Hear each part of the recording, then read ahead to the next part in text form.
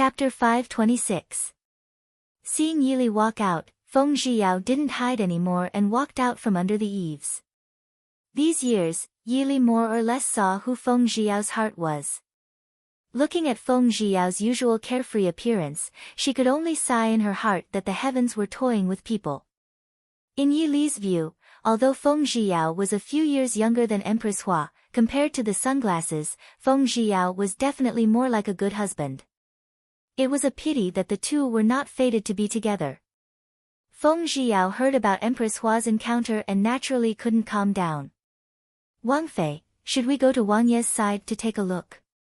Feng Zhiyao walked forward and asked calmly. Yili thought for a bit and nodded.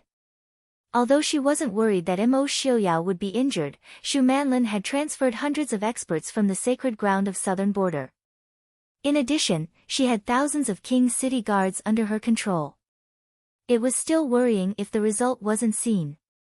At this time, Mo Xiuyao and Su Qingchen were sitting leisurely in the tallest restaurant in Nanzhao City, leisurely tasting wine. This restaurant was 3 stories high.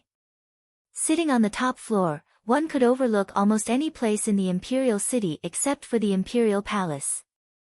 At this time, sitting on the 3rd floor was not only Mo Xiuyao and Su Qingchen, but also Mo Jingli and Lei Tengfeng, who had disappeared from the square in front of the imperial palace, as well as Prime Minister Lu and noble consort Lu. Everyone was leisurely tasting wine while paying attention to the fights in the city. The noise in the square was too shocking. The people who were immersed in singing, dancing, and drinking didn't notice that the imperial city was already in a bloody storm. The masters were fighting in full swing, but the guests were sitting on the side drinking and watching. It didn't sound very interesting, but it was the best way to solve the problem at this time. The people on each side had inextricable relationships with the protagonists in this fight. Naturally, they didn't want the other side to get involved. Therefore, they could only drink and watch the show together. At the same time, they could also restrain the other party. Mo Xiuyao leaned lazily against the window and carelessly played with the wine cup in his hand. He did not even bother to look outside, as though it had nothing to do with him who the Nanzhao royal power would be. Lin Han walked over to Mo Xiuyao's side and whispered a few words. Mo Xiuyao, who had originally looked indifferent, immediately perked up. Princess is fine. Lin Han nodded and said, yes, Princess is much better. He said that Prince hasn't gone back yet, so he'll come over to take a look later. Mo Xiuyao glanced downstairs and said regretfully, I want to go back quickly, but it seems that I can't. Go and invite Princess Consort to come and sit. Everyone finally understood. Prince Ding had been listless all this time because Princess Ding was not present. With this thought, everyone present had different expressions. Some were angry, some were contemplative, and some were jealous. In less than a quarter of an hour, Yili appeared at the top of the stairs. Seeing that there were no other customers on the 3rd floor, only the envoys from the various countries sitting at a table, she raised her eyebrows in surprise. As soon as Mo Xiuyao saw Yili, he immediately got up and walked over. Li, how are you? Yili nodded and said, everything is fine. Big brother is also here. Su Qingchen nodded and pointed out the window. Li, come and take a look. In fact, no matter how high the restaurant was, it was still night time and they couldn't really see anything. Everyone was waiting here motionlessly because they were waiting for the final result and to prevent the other party from interfering. Yili casually glanced outside and lost interest. Big brother, what's going on? Su Qingchen smiled faintly. The Saintess of Nanjiang suddenly sent people to attack the tribal leaders who came to attend the wedding. Princess Anqi naturally wanted to ask her for an explanation and then they started fighting. Of course, things were not as simple as Su Qingchen said. The tribal leaders that Shu Manlin sent people to attack were all supporters of Princess Anqi. Among them were Princess Anqi's in-laws and grandparents. When Princess Anqi received the news and went to help, she intercepted and killed the newlyweds midway. Princess Anqi had always won the hearts of the people. Naturally, she had a large number of loyal subordinates. Therefore, the two sides began to fight without giving way.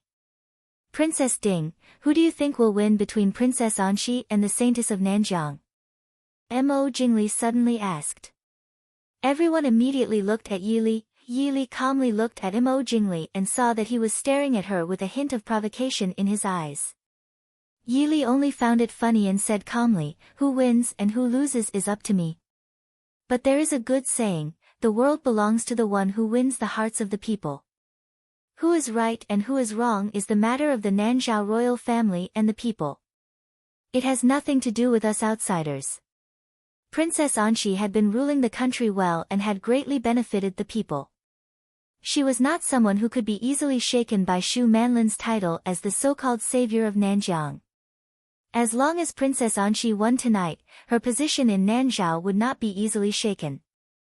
Yili glanced at Mo Xiaoyao and Su Qingchen. Su Qingchen smiled faintly and did not look worried at all. Yili could not help but calm down. The world belongs to the one who wins the hearts of the people. Everyone was thinking about this in their hearts. Li Er's words are incisive. Su Qingchen praised with a smile. Yili was a little embarrassed. What she said was just a common saying from her previous life. Mo Xiaoyao smiled proudly and said, Li's words are naturally reasonable. Su Qingchen disdained to argue with this proud and childish man, not to mention that he was speaking well of Li Er. She pretended not to see his proud face. Everyone present was not an ignorant youth who did not know the world. They all had different opinions about Yili's words. But there was one person who was dissatisfied and said coldly, according to Miss Ye's words, the world belongs to the one who wins the hearts of the people. Doesn't that mean that the Dechu state's royal family should have already given up the throne to the Ding manor? Compared to the hearts of the people, although the Dechu state's royal family was the rightful ruler of the Dechu state, they could not compare to the Ding manor. Everyone looked strangely at noble consort Lu. Their eyes were full of mockery and disdain. It was clearly an incisive statement, but this woman could twist it like this. Should they say that noble consort Lu and Mo Jingqi were husband and wife?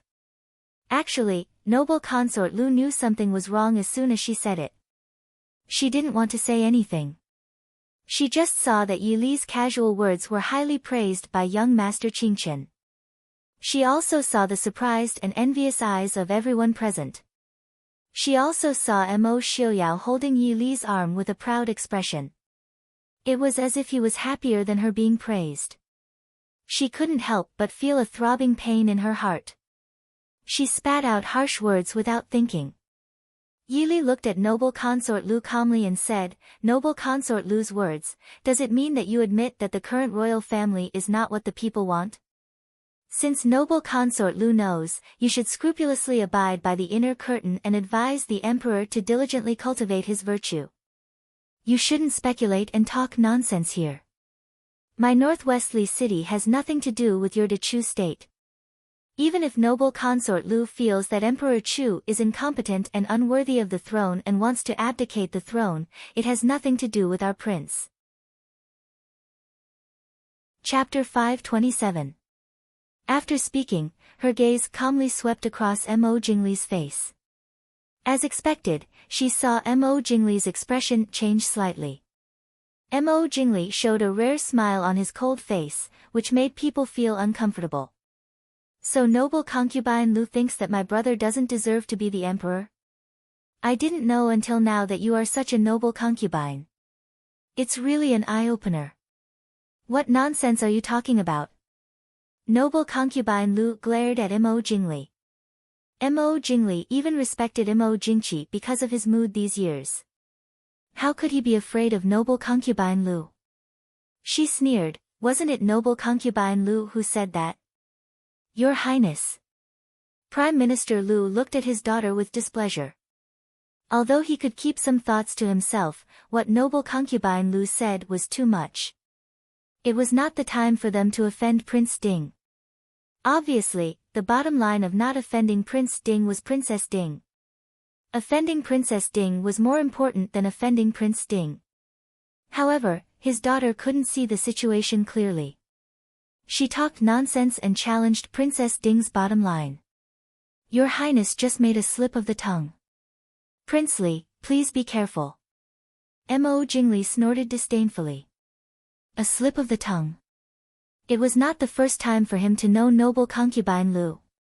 She was always arrogant, as if everyone in the world only deserved to be the dust under her feet. Mo Jingli didn't doubt that she looked down on her brother and thought that he didn't deserve to be the emperor. While Mo Jingli and noble concubine Lu were quarreling, Mo Xiuyao was pouring tea for Yili attentively and saying sweet words to Yili without any scruples. It almost blinded the eyes of all the unloved people on the scene.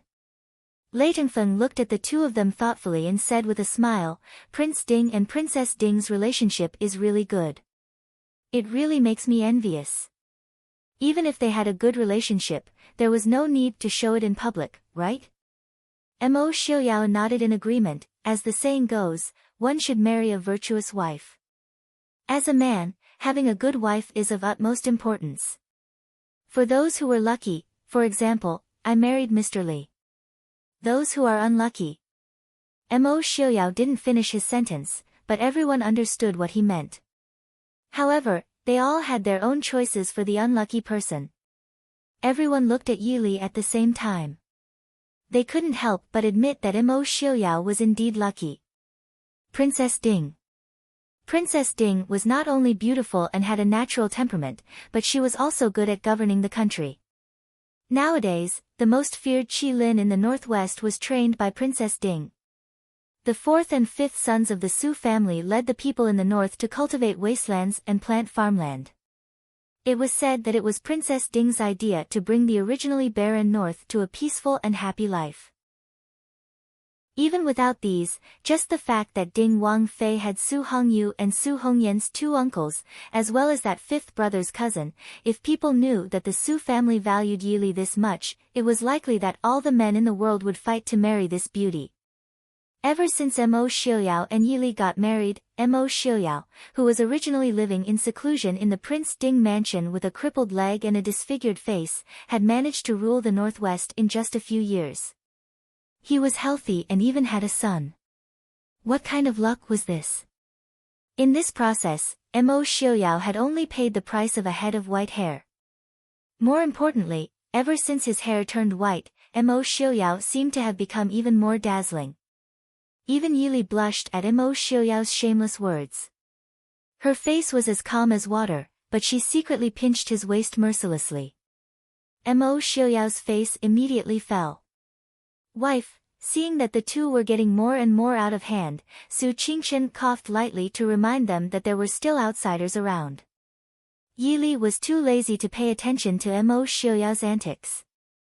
She looked at the place where the fighting was still going on and asked, Shu Manlin has mobilized the Nanzhao city guards. Su Qingchen nodded slightly and smiled. Don't worry. Princess Anxi is not a weak woman who can be bullied. The tribes that came to the wedding this time, including the Pu family and Princess Anxi's grandfather's family, all brought many people. Sitting by the window, Mo Jingli stared at a certain place for a long time. Suddenly, he turned around and shouted at Mo Xiuyao, there. Mo Xiuyao, you didn't keep your word. Mo Xiuyao lazily leaned his head on Yili's shoulder and glanced at Mo Jingli with a puzzled expression. What do you mean? Mo Jingli sneered. You dare say that those people are not from the northwest? Not Qi Lin. Hearing his words, the others immediately stood up and walked to the window to take a closer look. Sure enough, they saw a group of people cutting through the chaos like a hot knife through butter. Wherever they went, they were invincible. Even in the dark, they could clearly see the astonishing speed at which they were advancing. Even if the enemy was several times stronger than them, they could not stop them at all. Everyone looked at Mo Xiuyao. Apart from the Northwest and Qi Lin, no one else had that kind of fighting power. Oh, we've been discovered. Li, what should we do? Mo Xiuyao did not shirk away. He blinked innocently and looked at Yili. Yili could not help but smile. It was now dark. Even if Shu Manlin had thousands of people in her hands, If Qi Lin did not want to be discovered, he would not have revealed himself. This was clearly Mo Xiuyao's intention. Was he supporting Princess Anxi? Mo Jingli said angrily, Mo Xiuyao, we agreed that no one could interfere in Nanjiang's affairs. You're clearly breaking the agreement.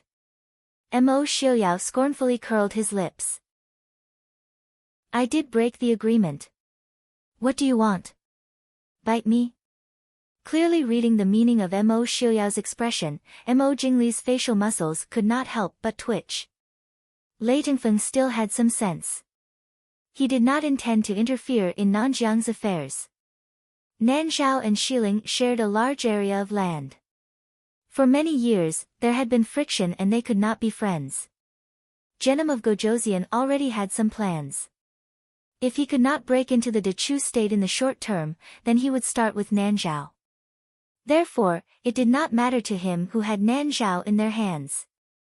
Prince Ding, since we have an agreement, you should give us a reasonable explanation for acting rashly. Lei Tengfeng said politely. Mo Xiuyao smiled. Explanation? It's nothing. Of course, it's because I promised you before I promised Princess Anxi. Moreover, I did not intend to interfere in Nanjiang's affairs. It's just that Princess Anxi suspected that someone would take advantage of the wedding to cause trouble. She asked I for a few guards to protect the newlyweds and the wedding guests. Princess Anxi and young Master Qingchen are best friends. She is also quite close to Ai's beloved concubine. How can I not agree to such a small matter? Also, I did not give it to you for free. Princess Anxi asked I to lend each guard 5,000 taels of silver. If they were injured or killed in battle, they would have to pay another 500 taels of silver for medical expenses or 10,000 taels of silver as compensation. This is a fair and cost-effective deal. I can do it even if we are not friends. Hearing this, everyone silently vomited blood in their hearts. Yi Li was thoughtful. She did not expect Mo Xiuyao to have understood the essence of mercenary army. Speaking of which, if Qi Lin became a mercenary army, not only could they make a lot of money, but more importantly, they could have a lot of opportunities for actual combat. After all, the Northwest had been too peaceful in recent years. No amount of training could compare to the effect of actual combat. Of course, this was just Yi Li's imagination.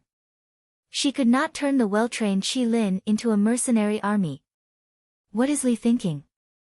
Mo Xiuyao asked in a low voice when he saw Yi Li lowering her head and thinking. He knew that she must have some plans in mind. Yi Li shook her head and said, let's talk about it later. Mo Xiuyao also knew that this was not the place to talk. He glanced at the people who were intentionally or unintentionally glancing in their direction. He stood up openly and hugged Yi Li to stand by the window to watch the battle. Yi Li had undergone special training and Mo Xiuyao had profound skills.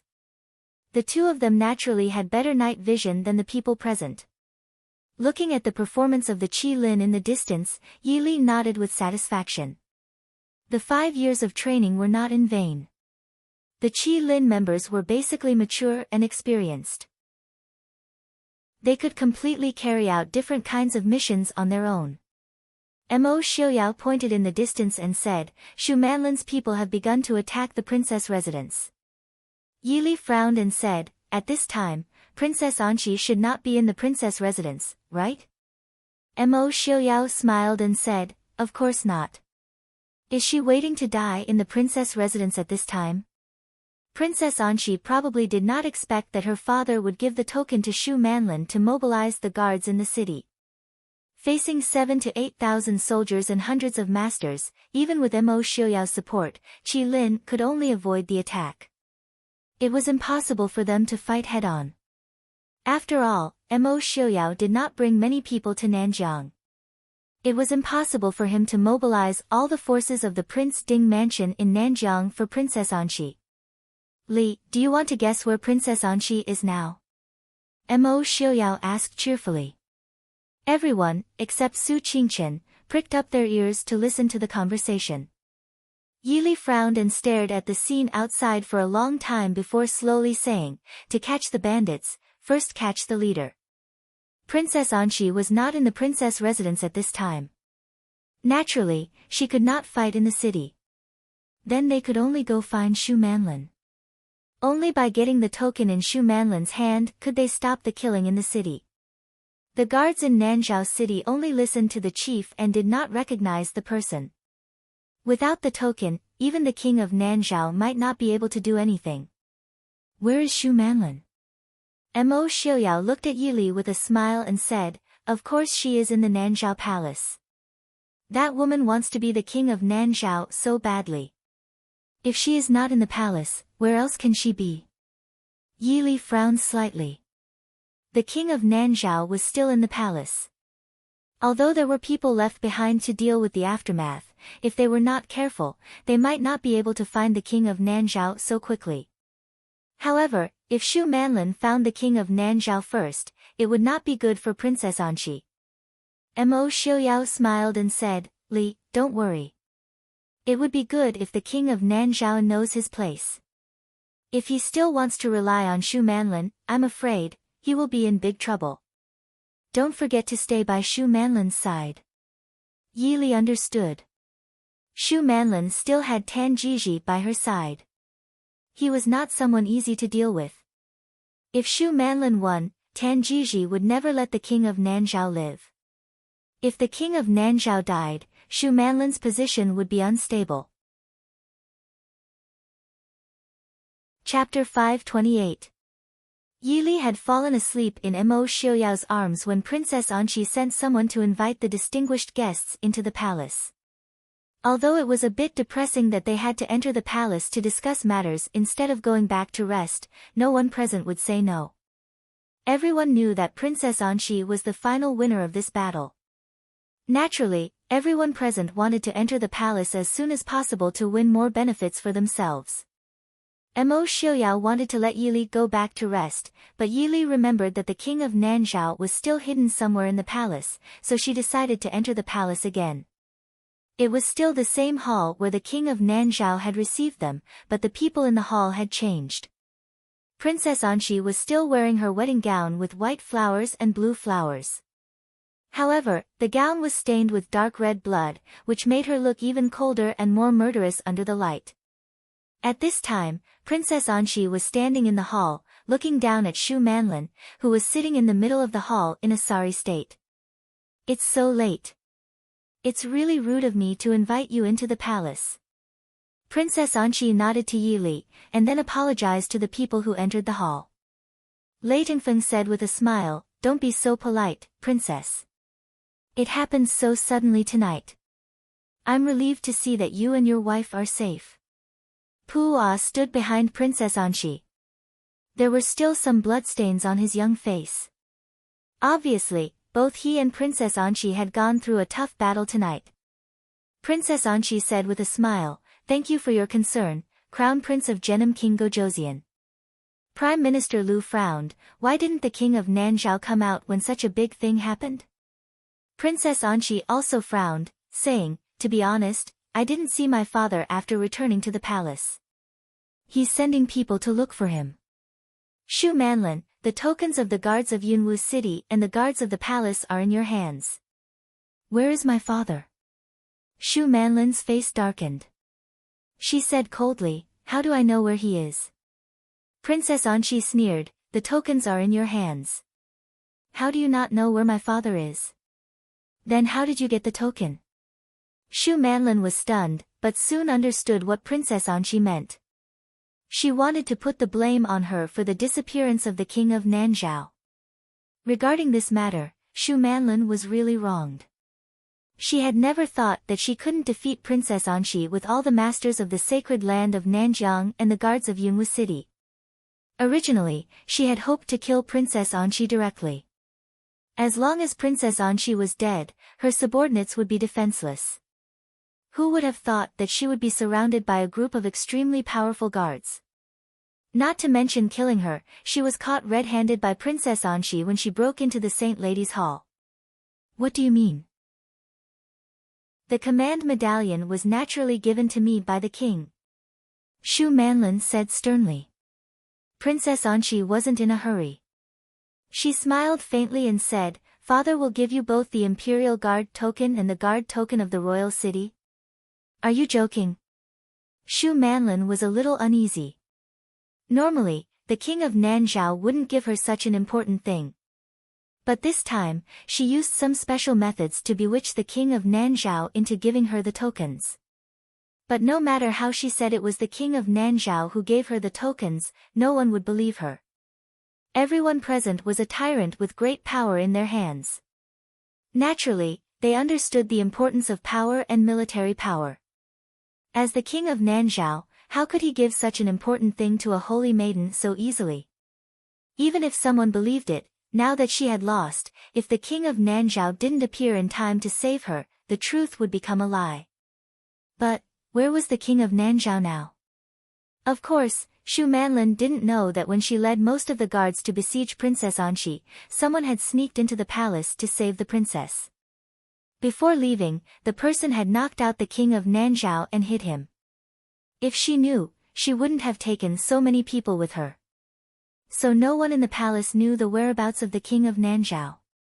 Princess Anxi looked down at Shu Manlin, who was in a sorry state but still refused to admit defeat. A trace of disgust flashed through her eyes. She was really tired of this woman. Over the years, she had come to understand Shu Manlin's true identity. So in the beginning, when Shu Manlin targeted her from time to time, she tolerated her. However, she didn't expect that Shu Manlin would become more and more excessive. What saddened her the most was that her father actually gave Shu Manlin the token of the guards of King's City. Could it be that her father didn't think that Shu Manlin could kill her if he had the authority to mobilize the guards of King's City? Or, did her father think so himself? Shu Manlin, you mobilized the palace and palace guards without permission, attacked the princess's residence, and tried to kill the crown princess of Nanzhao. Also, you can't absolve yourself from the blame for my father's disappearance. Do you know your crime? Princess Anxi took a deep breath and asked in a deep voice. Shu Manlin was speechless. She sneered, now that you've won, you should be happy. Say whatever you want. Anxi, don't pretend. You're the one who held the king hostage and framed me. Princess Anxi didn't get angry. She smiled indifferently and said, don't you know I's whereabouts very well tonight? I didn't even have the chance to get close to the palace when you were surrounded by so many soldiers. Also, weren't you the one who took away nearly half of the palace guards? The palace guards bear the important responsibility of protecting the palace and the king of Nanzhao.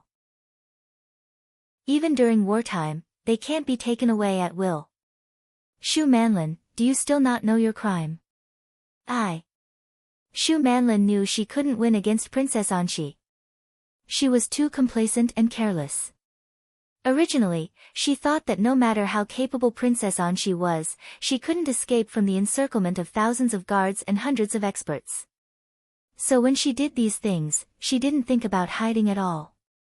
Now that she had lost, there was no way she could turn things around. King Li. Shu Manlin had no choice but to place her hopes on the people present. Among them, the one she was closest to was naturally Mo Jingli. Mo Jingli didn't show as much tenderness as Shu Manlin imagined. He glanced at Shu Manlin indifferently and said coldly, I have no right to interfere in Nanzhao's national affairs. Shu Manlin was stunned. She didn't expect Mo Jingli to be so heartless. King Li, what a heartless person. Don't forget, if it wasn't for me. Come, take her away. Princess Anxi said. 2 guards from the princess residence immediately came forward and covered Shu Manlin's mouth. They dragged her away. Nanzhao was in chaos now. It wasn't the time to offend King Li. As for the deal between Shu Manlin and King Li, she would find a way to find out later. After dealing with Shu Manlin's matter, Princess Anxi apologized to everyone again before sending them out of the palace to rest. Prince Ding, Princess Ding, please wait a moment. Princess Anxi called out to Yi Li and Mo Xiaoyao who were walking at the back. Yi Li turned to look at her and raised her eyebrows. Princess Anxi said with a smile, where is Imperial Father now? Princess, please tell me. Yili smiled and said, he's in the bedchamber. Princess, you can send people to look for him carefully. Oh right, I took someone out of Nanzhao's palace. Please forgive me. Princess Anxi waved her hand and said with a smile, it's a small matter. Princess, please don't mind. Yili smiled and said, thank you, Princess. Goodbye. Chapter 529. Yili and Mo Xiuyao walked out hand in hand. Su Qingchen was the last to leave. She stopped after a few steps and turned back to look at Princess Anxi. Princess Anxi asked, Qingchen, do you have anything else to say? Su Qingchen glanced indifferently at Pu Ah who was standing behind Princess Anxi. Princess Anxi pursed her lips and smiled, Pu Ah is one of us. Qingchen, if you have anything to say, just say it. After this night, Princess Anxi and her new husband obviously trusted each other more and were closer to each other. Su Qingchen didn't stand on ceremony and asked, Princess, what are your plans after finding the king of Nanzhao? Plans? Princess Anxi didn't understand. Su Qingchen said carefully, after what happened tonight, the king of Nanzhao will hold a grudge against you no matter what. Princess, have you not considered the future? Will the king of Nanzhao intervene to save Shu Manlin after he comes out? Or even support a second or third Shu Manlin? Princess Anxi's expression was a little gloomy. She lowered her eyes and said, he is my father. Su Qingchen said calmly, I didn't ask you to do anything to the king of Nanzhao. Princess Anxi was a little ashamed. She looked at Su Qingchen and smiled bitterly. She admitted generously, it was I who wanted to do something to my father. Qingchen. I've had enough of these years. Can you help me? Looking at the exhausted Princess Anxi who sat weakly on the steps, Su Qingchen sighed softly. He said indifferently, the king of Nanzhao was frightened and seriously ill. He can't take charge of the court. Since Princess Anxi is married, you can ascend to the throne, right? Princess Anxi was startled. Although she had thought of weakening her father's power, she had never thought of becoming the king of Nanzhao before her father passed away. Su Qingchen looked at her calmly and said, you and I have known each other for so many years. We have often discussed how to rule a country. Princess Anxi nodded and said, yes, I have learned a lot from knowing Qingchen. Su Qingchen said, I have taught you how to rule a country, but I have never taught you how to rule a country. Anxi, this is the last time I will teach you. Do you know why you have always been suppressed by Shu Manlin all these years? Because you lack ruthlessness. Being an emperor was a lonely path. Tactics, strategy, and decisiveness were all indispensable. What you lack the most is ruthlessness. Since ancient times, emperors have been heartless, and the royal family has no flesh and blood. Every time you show mercy, the enemy will only rise again in return. You are cruel enough to yourself, so you can endure any kind of hardship, but you are too kind to the people around you. Anxi, when you can truly handle the relationship with the people around you, you will become a qualified king. After saying that, Su Qingchen didn't stay any longer and walked out of the door. Princess Anxi suddenly asked, what about Prince Ding? Everyone in the world knows that Prince Ding dotes on Princess Consort very much. He also trusts Lady Su a lot. Does Qingchen think that Prince Ding is a qualified king? Su Qingchen turned to look at him and smiled faintly. There is no one more suitable than Prince Ding in the world. There was another condition for becoming a king, and that was to learn how to make choices. Prince Ding knows what he wants and what he should do, so I have never been worried about him. Anxi. King of Nanzhao, take care. Seeing Su Qingchen turn and leave without any reluctance, Princess Anxi faced the empty hall and felt a chill in her heart. She couldn't help but hold her knees and lower her head as tears fell silently. The sparkling tears fell on her knees and soon soaked her white clothes. Pu Ah walked to Princess Anxi's side and squatted down. Looking at the woman holding her knees and crying silently on the ground, a trace of heartache flashed in his eyes. He clumsily raised his hand and patted Princess Anshi's shoulder, saying softly, I'll stay with you. Princess Anshi raised her head and stared blankly at his stiff face. Finally, she couldn't help but lean into his arms. Her sobs echoed in the hall. When Su Qingchen walked out of the palace, the sky was already slightly bright. There were still 2 or 3 drunk people wandering in the square in front of the palace. They hadn't gone home yet. A gust of wind blew. Su Qingchen looked at the setting moon and let out a long sigh. What's wrong with Master Qingchen? You look so sad. A faint smile came from behind him. Qingchen frowned unhappily. What did it mean to look sad? When he came back to his senses, he saw Yi Li and Mo Xiuyao standing behind him and looking at him. The difference was that Yi Li looked worried, while Mo Xiuyao looked teasing and gloating. Su Qingchen said lightly, I thought you had already returned to the post house to rest. Aren't you tired after a day and night? Yi Li said softly, we were a little worried when we saw Big Brother lagging behind. Although it's okay now, it was a mess last night. It's better to go back together. Seeing Yi Li's worried eyes, Su Qingchen's heart warmed. What he had just said to Princess Anshi was not just to guide her on how to be a queen or how to deal with the future.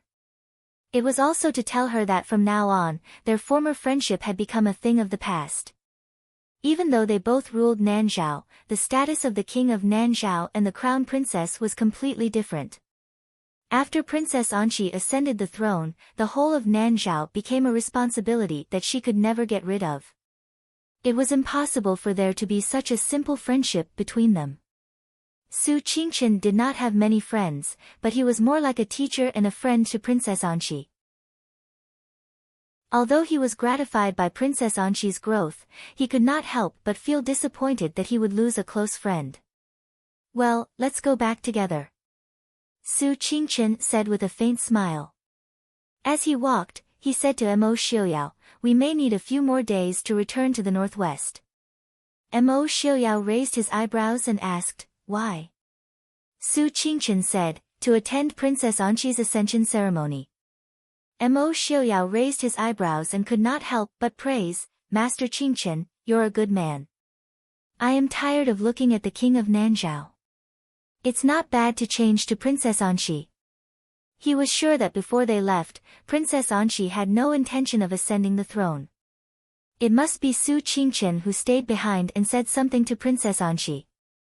And this could only be said by Su Qingchen. Although they could all say it, Princess Anshi would only think that they had ulterior motives. If Su Qingchen said it, the effect would be completely different. Su Qingchen was silent. It might be a good thing for Princess Anshi to register in advance, but it might not be a good thing for Nanzhao.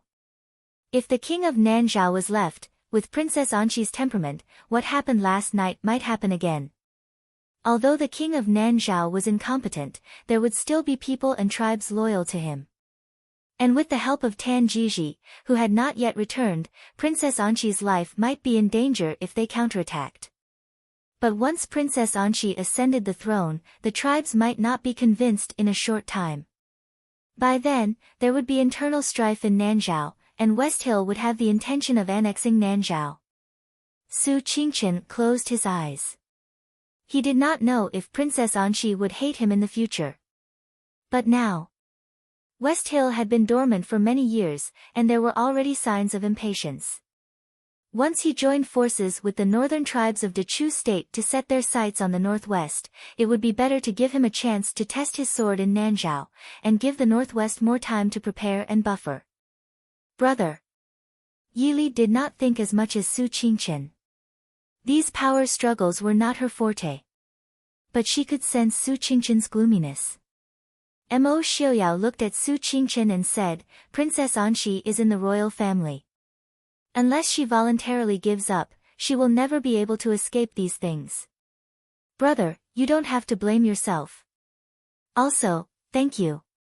Mo Xiuyao naturally understood Su Qingchen's considerations and plans, and thanked him sincerely. Su Qingchen smiled faintly and said, what are you thanking me for? It's my duty. Born in this world, it's up to fate. Let's go. It's time to go back and rest. Su Qingchen left Emo Xiuyao and Yili behind and headed for the post house. Yili looked at Su Qingchen's back and frowned. I feel that something is wrong with brother. Emo Xiuyao held Yili's hand and comforted her softly. It's nothing. Princess Anxi will be the ruler of a country after she ascends the throne. With Master Qingchen's status, it's naturally inconvenient for him to be too close to her. Moreover, Princess Anxi is now a married woman. Master Qingchen has to avoid arousing suspicion. No one would be in a good mood without a close friend. Your brother has always been open-minded. He'll be fine after a few days. Yili nodded and sighed. I hope so.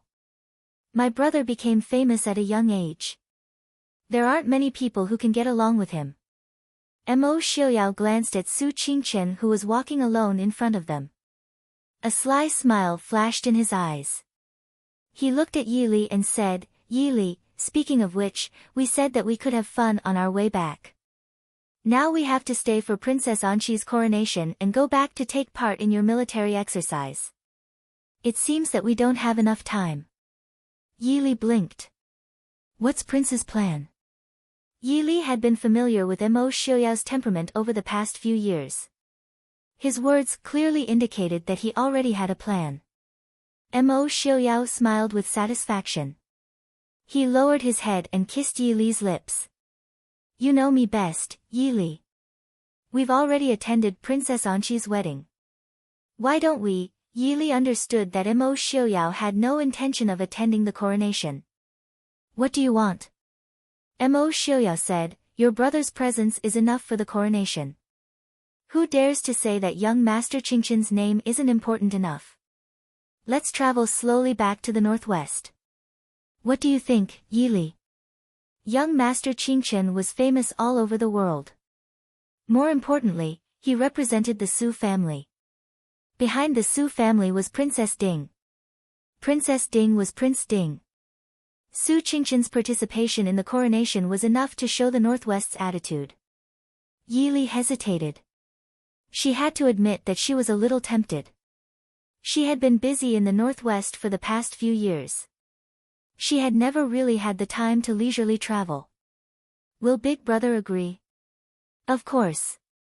Your brother will definitely be worried. He'll definitely wait until Princess Anxi's coronation before leaving. It's a waste of time for us to stay here. Then, okay. In the end, she couldn't resist the temptation of traveling. Yili could only feel sorry for her brother. Chapter 530. Emo Xiuyao finally persuaded Su Qingchen to stay in Nanzhao to deal with the follow-up matters. Satisfied, he left Nanzhao with Yili and began to travel freely. Unlike Yili, Emo Xiuyao did not feel guilty or worried about leaving Su Qingchen in Nanzhao. In fact, Emo Xiuyao still thought that young Master Qingchen kept a low profile. In other words, he did not work hard. Young Master Qingchen became famous at a young age. He was once a talent valued by many great scholars. Unfortunately, since he resigned and traveled around, young Master Qingchen's name was more common in rural legends and Jianghu rumors. In the eyes of the world, young Master Qingchen's immortal charm was better than his strategic means. But Emo Xiuyao knew that Su Qingchen's ability was not limited to this. At least half of Princess Anxi's achievements today were due to Su Qingchen. In the past few years, the southwest of Dechu State could be said to be sandwiched between West Hill and Nanzhao. Today's situation could not be achieved without Su Qingchen's cooperation. Perhaps they had learned the lesson of their predecessors who were in the limelight. The two generations of the Su family liked to keep a low profile and bide their time. In the development of the Northwest these few years, the Su family definitely deserved the most credit. But when people talked about it, they would only praise Prince Ding and his princess consort for being wise and rarely mentioned the Su family. It could be seen that the Su family had been rather successful. This also made Emo Xiuyao very helpless. To keep a low profile, it would inevitably limit the performance of their talents. If these people worked hard obediently, how much time could he save to play with Ali? In the post house, Su Qingchen sat alone behind the desk with his eyes closed. The words Mo Xiuyao said before leaving still rang in his ears. Brother Qingchen, I dare not guarantee the prosperity of the Su family, but as long as I am alive and Mo Yuchen is alive, I will guarantee the peace of the Su family. Mo Xiuyao rarely called Mo Xiaobao by his full name. Usually, he would just call him Mo Xiaobao. Some people who didn't know the inside story even thought that the little heir of the Prince Ding mansion was called Mo Xiaobao. Therefore, the sincerity and determination in Mo Xiuyao's words could be seen. It wasn't that the Su family didn't trust Mo Xiuyao, but rather, they didn't trust Wang Quan. For this reason, the Su family had paid a heavy price. Although it wasn't to the point where the entire Su family was exterminated and their blood flowed like a river, several generations of the Su family had been suppressed. Many of the family's descendants had failed to achieve their goals and died of depression. Even though his grandfather was a world-renowned scholar, when had he ever truly lived a carefree life? Sometimes, such a blunt knife was even more torturous than a direct cut. Young Master Qingchen. Outside the door, Qin Feng called out in a low voice. What's the matter? Su Qingchen opened her eyes. Her eyes were calm, without the slightest hint of sleepiness. Qin Feng said, Prime Minister Liu of Dechu State, Noble Consort Liu, requests to see you. Su Qingchen pondered for a moment and said indifferently, let her in. After a while, Prime Minister Liu came in with Noble Consort Liu, who was dressed in white. Seeing the man in white sitting behind the desk with no intention of moving, Prime Minister Liu's turbid old eyes flashed a trace of jealousy and anger. He couldn't help but envy Su Qingchen. Young Master Qingchen was famous when he was young. Before he was 30, he had already held great power in his hands. Although young Master Qingchen didn't have a specific position in the Northwest, people who really paid attention knew that young Master Qingchen's position among the Northwest civil officials was second only to his father, Su Hongyu. Prime Minister Liu remembered that when he was young Master Qingchen's age, he still struggled hard in the imperial court and used all kinds of underhanded methods to climb up. How could Prime Minister Liu not envy and resent this elegant man in front of him? Like her father, Noble Consort Liu didn't like Su Qingchen. Not only because he was Yi Li's cousin, but also because she always felt ashamed in front of this man. It didn't mean that Su Qingchen was prettier than her. No matter how handsome Su Qingchen was, he was still a man. His appearance couldn't be more delicate and beautiful than Noble Consort Liu, who was known as the most beautiful woman in the Chu capital. Instead, it was the kind of temperament that Su Qingchen naturally showed, which always made people feel that the darkness and filth in their hearts couldn't hide in front of him. Prime Minister Liu, why are you here? Su Qingchen looked at the two people who were staring at him silently, frowned and asked. Prime Minister Liu came to himself and said, I heard that Prince Ding and the princess have left the Nanzhao kingdom this morning. Su Qingchen nodded but didn't speak. Prime Minister Liu frowned and said, what do Prince Ding and the princess think about the succession of Princess Anxi? This morning, the news that the king of Nanzhao had been found spread in the palace. However, the king of Nanzhao was injured by the rebels and was too frightened to deal with the state affairs. In a few days, Princess Anxi would ascend the throne as the crown princess and become the new queen of Nanzhao. This kind of news was not a good thing for Great Chu. Princess Anxi and Su Qingchen had always been close, and had a good relationship with Ding Wangfei. If she ascended the throne, it would only be bad for the Dechu state. Su Qingchen said with a faint smile, the prince has given me full authority to deal with this matter. Prime Minister Liu's face changed slightly, you mean that you can represent Prince Ding? Hearing this, Prime Minister Liu complained in his heart. When the emperor attacked the Su family, he had completely offended the Su family. Now Prince Ding had given this matter to Su Qingchen. Even if Su Qingchen wasn't Princess Anxi's friend, he wouldn't stand on their side. Su Qingchen said with a faint smile, since the king of Nanzhao can't deal with the state affairs, it's natural for Princess Anxi to ascend the throne as the crown princess. Even if the prince is here, what objection can he have? Prime Minister Liu, you and I just need to wait for Princess Anxi to ascend the throne on an auspicious day. Prime Minister Liu's face turned green and white. He just didn't want Princess Anxi to ascend the throne. Su Qingchen didn't look at Prime Minister Liu's face. He lowered his eyes and sipped the tea in his cup, hiding the disdain in his eyes. As a prime minister, he thought too highly of himself if he wanted to influence the succession of the throne of Nanzhao. I still have some things to deal with, so I won't keep you company. This meant that he was going to serve tea and see the guest out. Prime Minister Liu's expression changed. Finally, he snorted and left. As soon as Prime Minister Liu left, someone came to report that the Crown Prince of Genom of Gojoseon wanted to see him. Su Qingchen frowned and said, "Close the door. I won't see any guests today." The guard left to pass the order. Qin Feng sat aside and asked curiously, "Eldest young master, is it really okay to close the door and not see any guests?"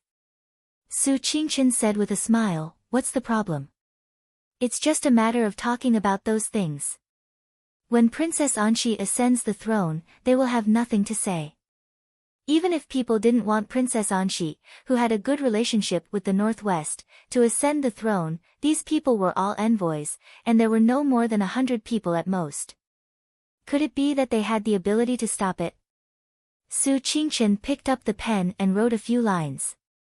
Then he calmly folded the paper and put it in an envelope, handing it to Qin Feng and saying, "Please send it to Princess Anxi."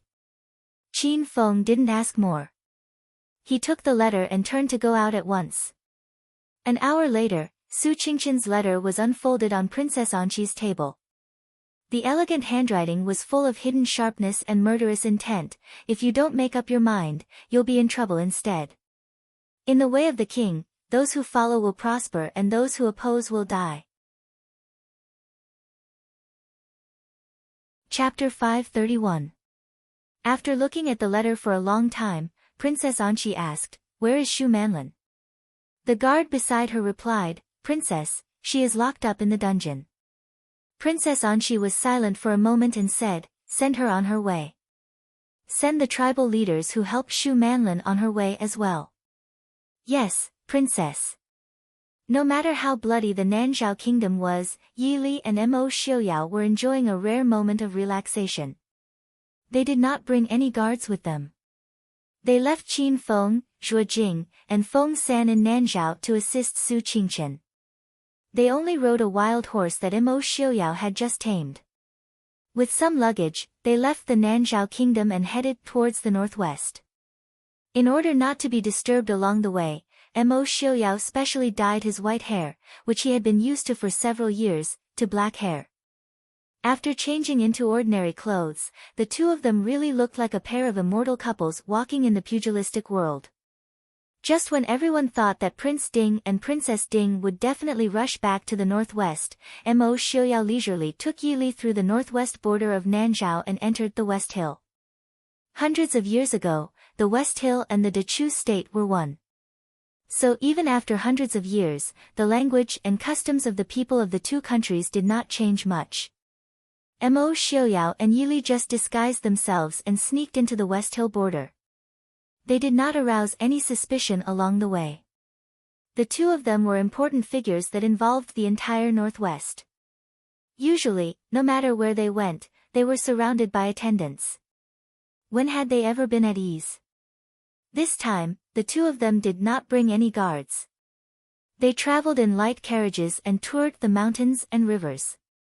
Even if they did not deliberately visit any famous mountains, rivers, or holy places, they still felt very free and happy. Mo Xiuyao looked at Yi Li's relaxed eyebrows and the faint but relaxed smile on her face. He felt very guilty. Over the years, Li's pressure was no less than that of anyone in the Northwest, perhaps even more. All of this was because of him. If she hadn't married him, it would have been easy for Li Li to live any kind of life she wanted. But because he was trapped in the Northwest, dealing with endless political affairs and facing enemies that seemed to be as many as the world. This was definitely not the life he wanted for Lily. He wanted Lily to become the most honorable and happiest woman in the world. He wanted her to be able to do whatever she wanted and go wherever she wanted. Sitting in a corner of the inn, Yili looked up at Mo Xiaoyao, who was lost in thought, and asked softly, "What are you thinking about?" Mo Xiaoyao blinked.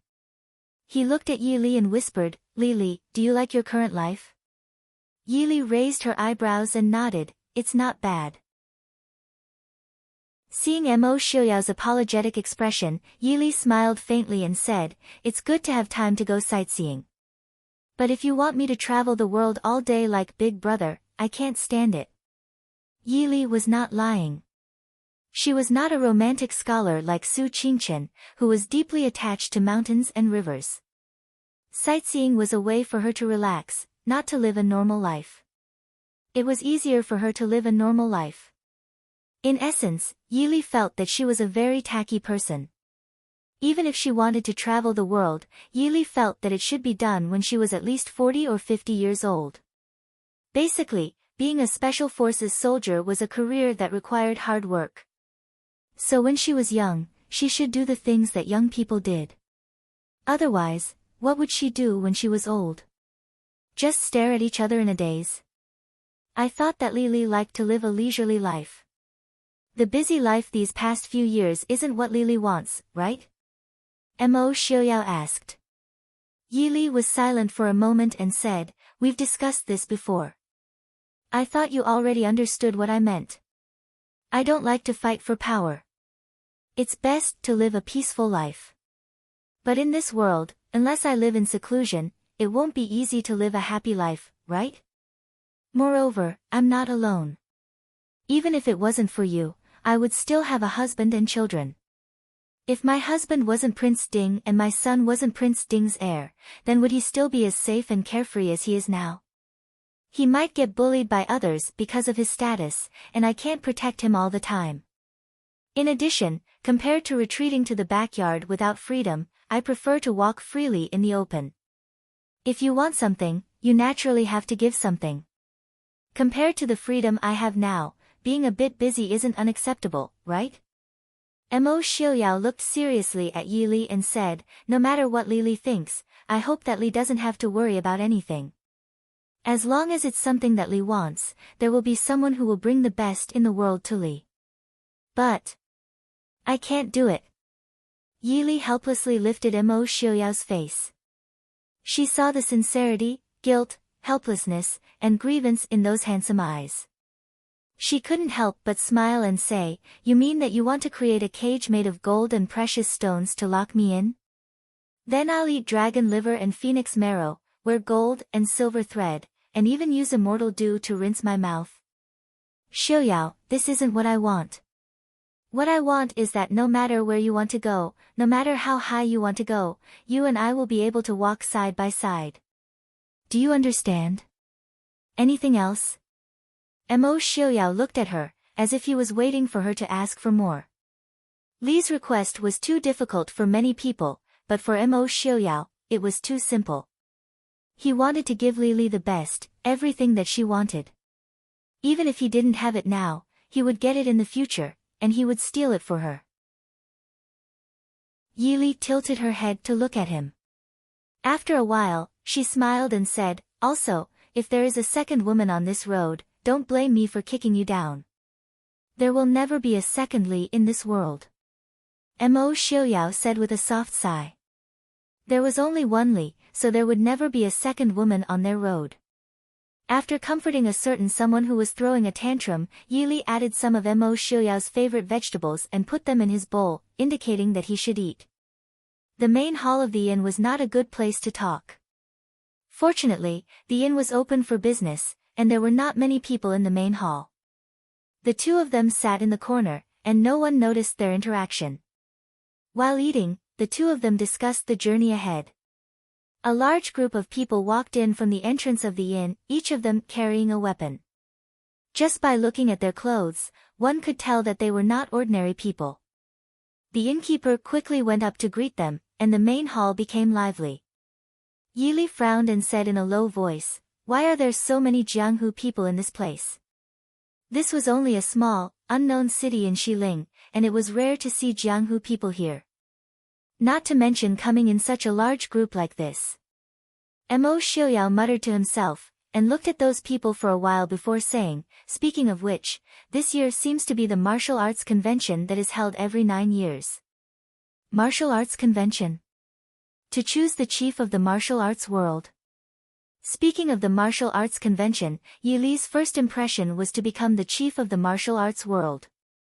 Mo Xiuyao laughed in a low voice and said, "Yi Li has never liked to pay attention to Jianghu matters.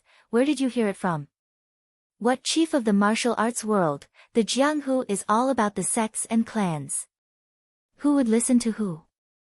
Even if he was the world's #1 martial artist, not everyone would listen to him. If the world's #1 martial artist was a loner, then he would not be able to command some small sects and clans, let alone leading a group of heroes. The chief of the martial arts world was just something imagined in those storybooks. I remember now, Prince seemed to have participated in the martial arts convention 18 years ago. So, this so-called convention is a convention for Jianghu people to compete for rankings?" Yi Li quickly remembered. Mo Xiuyao had obtained the title of one of the world's 4 masters at the martial arts convention 18 years ago. At that time, Mo Xiuyao was only 14 years old. Mo Xiuyao was only in his teens, but he had already experienced the 3rd martial arts convention. Of course, Mo Xiuyao did not participate in the 2nd convention for some reason. "Is this convention held in Xiling? Is Xiuyao going?" Yi Li smiled and asked, "You didn't participate last time. This time, you might be able to obtain the title of the world's #1 master and go back." Mo Xiuyao shook his head and smiled, "If Yi Li is interested, then let's go take a look. But forget about the #1 master. The #1 master meant that there would be countless people coming to challenge you and defeat you." Mo Xiuyao did not think that he had the time to deal with the endless stream of Jianghu masters. If he had the time, he might as well accompany Yi Li to bully Mo Xiaobao. Yi Li smiled and said, "Speaking of which, Prince and Tower Master Ling seem to have an unfinished battle. Do you think we'll run into Tower Master Ling this time?" Mo Xiuyao frowned. What Yi Li said might really happen. Now that he was healthy and had nothing to do, if he ran into Ling Taihan, he could forget about escaping. Although he also wanted to spar with a master like Ling Taihan, but Ling Taihan might not have the time to pay attention to me, Mo Xiuyao said with a smile. Yi Li did not understand. Was there a better opponent than Mo Xiuyao in this world? Mo Xiuyao smiled and said, "There might not be a better opponent, but, between an opponent and an enemy, which one do you think Ling Taihan will choose first, Li?" "Enemy?" Yi Li frowned. She counted the number of masters in the Jianghu that she remembered, and said with some confusion, "Ling Taihan and Lei Zhenting have a grudge?" Mo Xiuyao smiled faintly and said, "Yi Li, haven't you noticed that Ling Taihan and Lei Zhenting are both masters of Xiling? Logically speaking, their relationship should be better. But all these years, Ling Taihan would rather go to the Chu state to spar with masters than spar with Lei Zhenting." Yi Li raised her eyebrows. "Is it not because Lei Zhenting's identity is special?" "No, it's because once they fight, it will definitely be a fight to the death. Before he has the confidence to kill Lei Zhenting, Ling Taihan will not make a move," Mo Xiuyao said calmly. Chapter 532. "Excuse me, may I have a table with you?" At the door, a scholar in a blue silk robe walked in. He glanced at the hall that was full in the blink of an eye and walked to where Mo Xiuyao and Yi Li were sitting. Yi Li glanced at the lobby. The lobby of the inn wasn't big to begin with. There were only 7 or 8 tables in it, but it was already filled with people. Although there were empty seats, it was indeed a little difficult for such a scholarly person to squeeze in with those valiant and domineering people of the underworld. It was not a big deal. Glancing at Mo Xiuyao, Yi Li said lightly, "Go ahead." The scholar felt that the man in front of him was not easy to get along with and did not have much hope. Unexpectedly, the woman in plain clothes agreed so easily. He was stunned for a moment and then hurriedly thanked her. "Thank you, Mississippi." The corner of Yi Li's mouth twitched. She could clearly feel the rising chill of the man beside her. She looked up at the scholar and said, "This is my husband." The scholar looked even more surprised. Yi Li was dressed in plain clothes, and her hair was not tied into a bun like a married woman.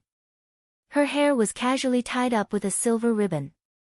Although she looked like she was 16 or 17 years old, there were many women in West Hill who were still unmarried at 17 years old.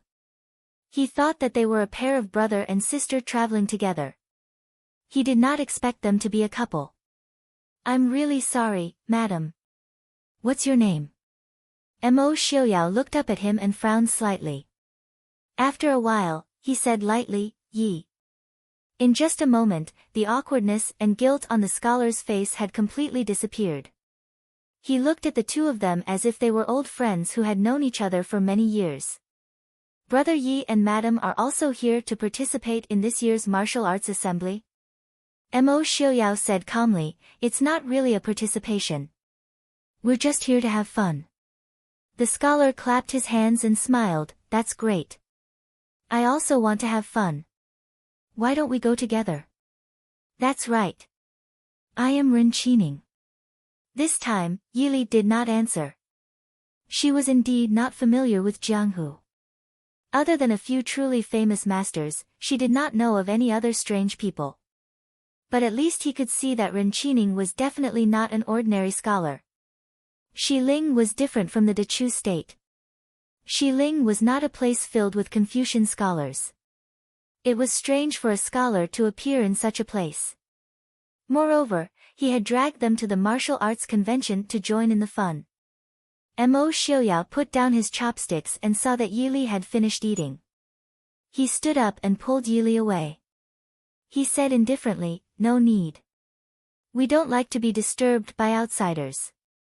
He didn't care about Ren Qining's expression behind him and pulled Yi Li upstairs to rest. Xiaoyao.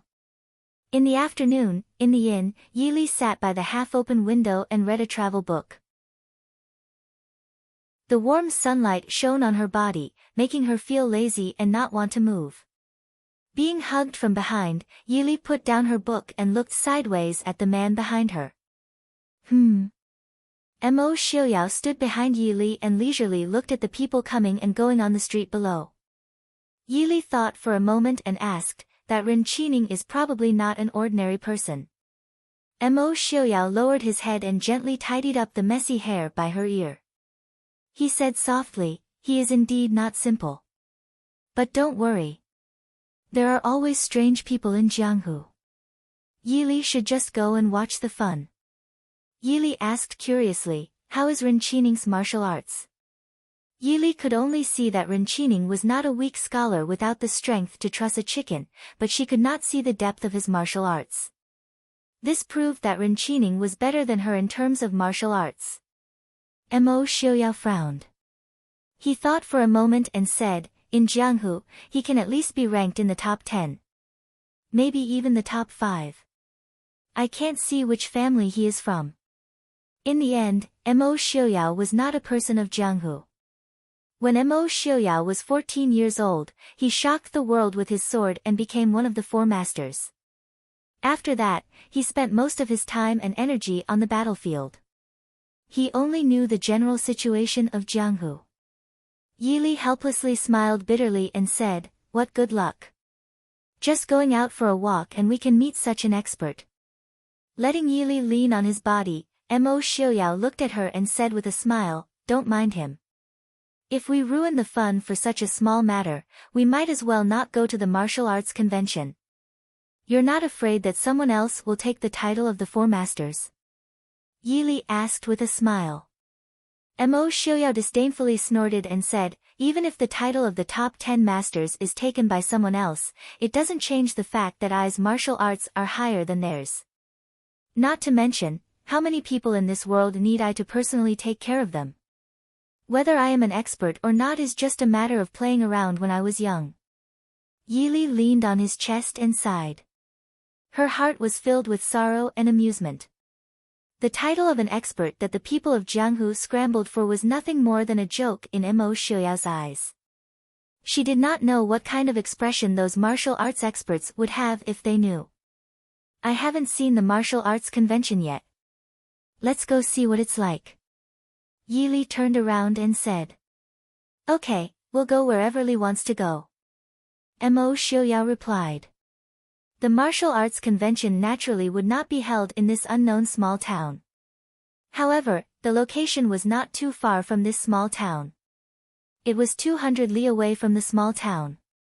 It was the fourth largest city in Xiling, Ancheng. It was 10 li away from Murong Manor. The next morning, Yi Li and Mo Xiuyao prepared to leave for Ancheng. As soon as they went downstairs, they saw Ren Qining, who was also preparing to pay the bill and leave. Unlike Mo Xiuyao's indifference, Ren Qining was very happy to see the two of them. Yi, Madam Yi, what a coincidence. Are the two of you also preparing to leave? Mo Xiuyao pulled Yi Li to pay the bill and walked out. Being so brazenly ignored, no matter how elegant Ren Qining was, he couldn't help but stiffen. However, he still caught up. Yi, Madam Yi. Without waiting for him to finish speaking, Mo Xiuyao turned around and looked at him for a while before saying, Young Master Ren, it's rare for me and my wife to go out on a leisurely trip. If you disturb other couples, you'll be kicked by the horse. As a result, Ren Qining, who was stunned, could only look on helplessly as Mo Xiuyao hugged Yi Li and mounted the horse and left. He couldn't recover for a long time. After leaving the small town, Yi Li couldn't help but laugh when she thought of Ren Qining, who was left behind and looked as if he had swallowed a fly. Mo Xiuyao leaned on Yi Li's shoulder. While casually controlling the speed and direction of the horse, he laughed softly and said, Why are you laughing so happily, Madam Li? Yi Li shook her head repeatedly. Mo Xiuyao naturally knew why she was laughing and didn't care. He said faintly, I'm afraid that Ren Qining's scheme isn't small. No matter why he insisted on going with us, we'll always feel uncomfortable with him following us. Yi Li nodded. She also didn't have any intention of going with others. What kind of place is Murong Manor? A famous Jianghu family? Murong Manor was indeed a place that often appeared in wuxia novels.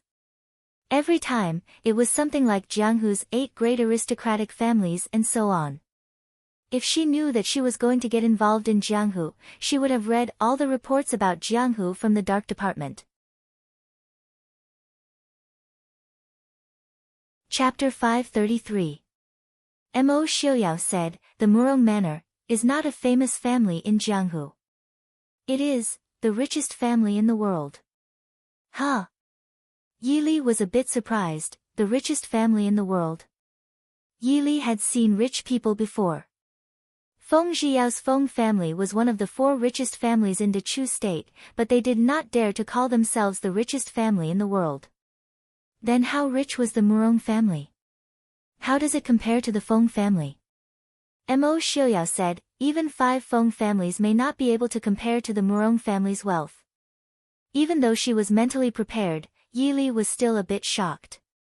Mo Xiuyao calmly explained, the Murong family and the Su family are the same. They are both famous families that have been around for hundreds of years. However, they are different from the Su family. The Su family is a scholarly family, while the Murong family is a business family. Therefore, their status has always been inferior to the Su family. When Xiling and the Dechu state were still one, the Murong family was already the richest family in the world. Rumor has it that they have 3 mysterious gold veins in their hands. For many years, whether it was the Emperor Xiling's family or even the Dechu state's southern Zhao and northern tribes, they all wanted to obtain these veins, but no one succeeded. Rich enough to rival a country. For such a Murong family to be able to establish themselves in Xiling for so long, they must have something to rely on. Yi Li said. Although the status of merchants was the lowest among scholars, farmers, businessmen. However, when it came to food, clothing, housing, wealth, oil, and salt, how could it be separated from business? Since ancient times, those who were truly rich enough to rival a country did not have a good ending. Mo Xiuyao said, when Xiling was founded, the Murong family helped. After Xiling was established, the Murong family naturally received great benefits.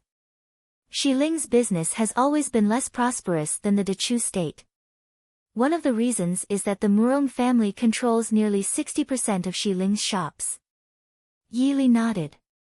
One family could control 60% of a country's business. Under such a monopoly, it was no wonder that Xiling's business was not doing well. If business wasn't easy to do, it would naturally be difficult for business to develop. After thinking for a bit, Yili smiled and said, so you're saying that the emperor of Xiling's family has long disliked the Murong family? Mo Xiuyao nodded in agreement and smiled, that's right. But even so, the emperor of Xiling doesn't dare to rashly attack the Murong family. Firstly, the Murong family was a businessman, unlike the Prince Ding mansion. If they were forced into a corner, no matter which country they sided with, the blow to West Hill would be fatal. In addition, it was said that the Murong family had an extremely powerful expert. Unfortunately, no one has ever seen this expert before. If we provoke him and he decides to fight to the death, regardless of whether it's the Emperor of Xiling or Genom of Gojoseon, both of them only have one life. Even Genom of Gojoseon isn't a match for him. Yili was shocked. Mo Xiuyao lowered his head and looked at her with a smile. Although the Jianghu martial arts competitions have created the titles of the four great experts, the true experts of this world all live in seclusion. There are also many experts of the older generation who have already retired into the mountains and forests. But if they truly fight, not to mention martial arts, just based on experience, how can the younger generation compare to them? The Murong family is the wealthiest in the world, but for so many years, no one has ever dared to cause trouble or steal anything from the Murong family. Therefore, the saying that there is an expert overseeing the family is somewhat credible. Is the prince very interested in that mysterious expert? Yili asked when she saw that Mo Xiuyao's eyes were brighter than usual. Mo Xiuyao shook his head and said, I can't say if I'm interested or not. If I really meet him, I'll naturally go all out. If I don't meet him, I won't have any regrets. If the young Mo Xiuyao knew that there was such a mysterious expert, he would definitely go and challenge him. But the current Mo Xiuyao wouldn't. He is the ruler of the Northwest, responsible for the safety of hundreds of thousands of Mahist army and the people of the Northwest. He is Yi Li's husband and Mo Xiaobao's father. He has to protect their safety and give them a stable and peaceful home. If he really has no choice but to meet that mysterious expert, he can only go all out and fight. If there isn't, then it's not worth it to look for trouble. He is different from Ling Taihan, who wholeheartedly pursues martial arts. What kind of people does the Murong family have? I haven't heard of anyone with the surname Murong in the Western tomb. Even if she doesn't understand Jianghu, Yili still has a certain understanding of the Northwest. It's reasonable to say that with the Murong family's reputation, she shouldn't have missed it. Mo Xiuyao smiled indifferently and said, the peak of prosperity is bound to decline. The Murong family has been prosperous for hundreds of years and doesn't have the Su family to hide their strength and bide their time. Naturally, they also have to pay some price. The previous generation's Murong families had originally had 3 sons and 4 daughters. One of the sons and 1 daughter died when they reached adulthood. Of the 2 sons who survived, the more talented one was called Murong Hui. But when he was 23 years old, he died inexplicably. There was another son who was sick since childhood and died before he was 30 years old. He left behind a son and a daughter. Unfortunately, the son was born an idiot. The Murong family's head was worried that the brothers of the side branches would steal his grandson's property and status, so he ruthlessly killed all the brothers and descendants of the side branches. Who knew that the idiot fell into the pond and died when he was 9 years old? Because of this matter, the Murong family's head's vitality was greatly damaged. It is said that he hasn't seen outsiders for many years. It's natural that Yili doesn't know. Yili's heart moved and asked, doesn't that mean that in the future, the Murong family's property will belong to the only remaining Miss Murong? How old is that Miss Murong this year?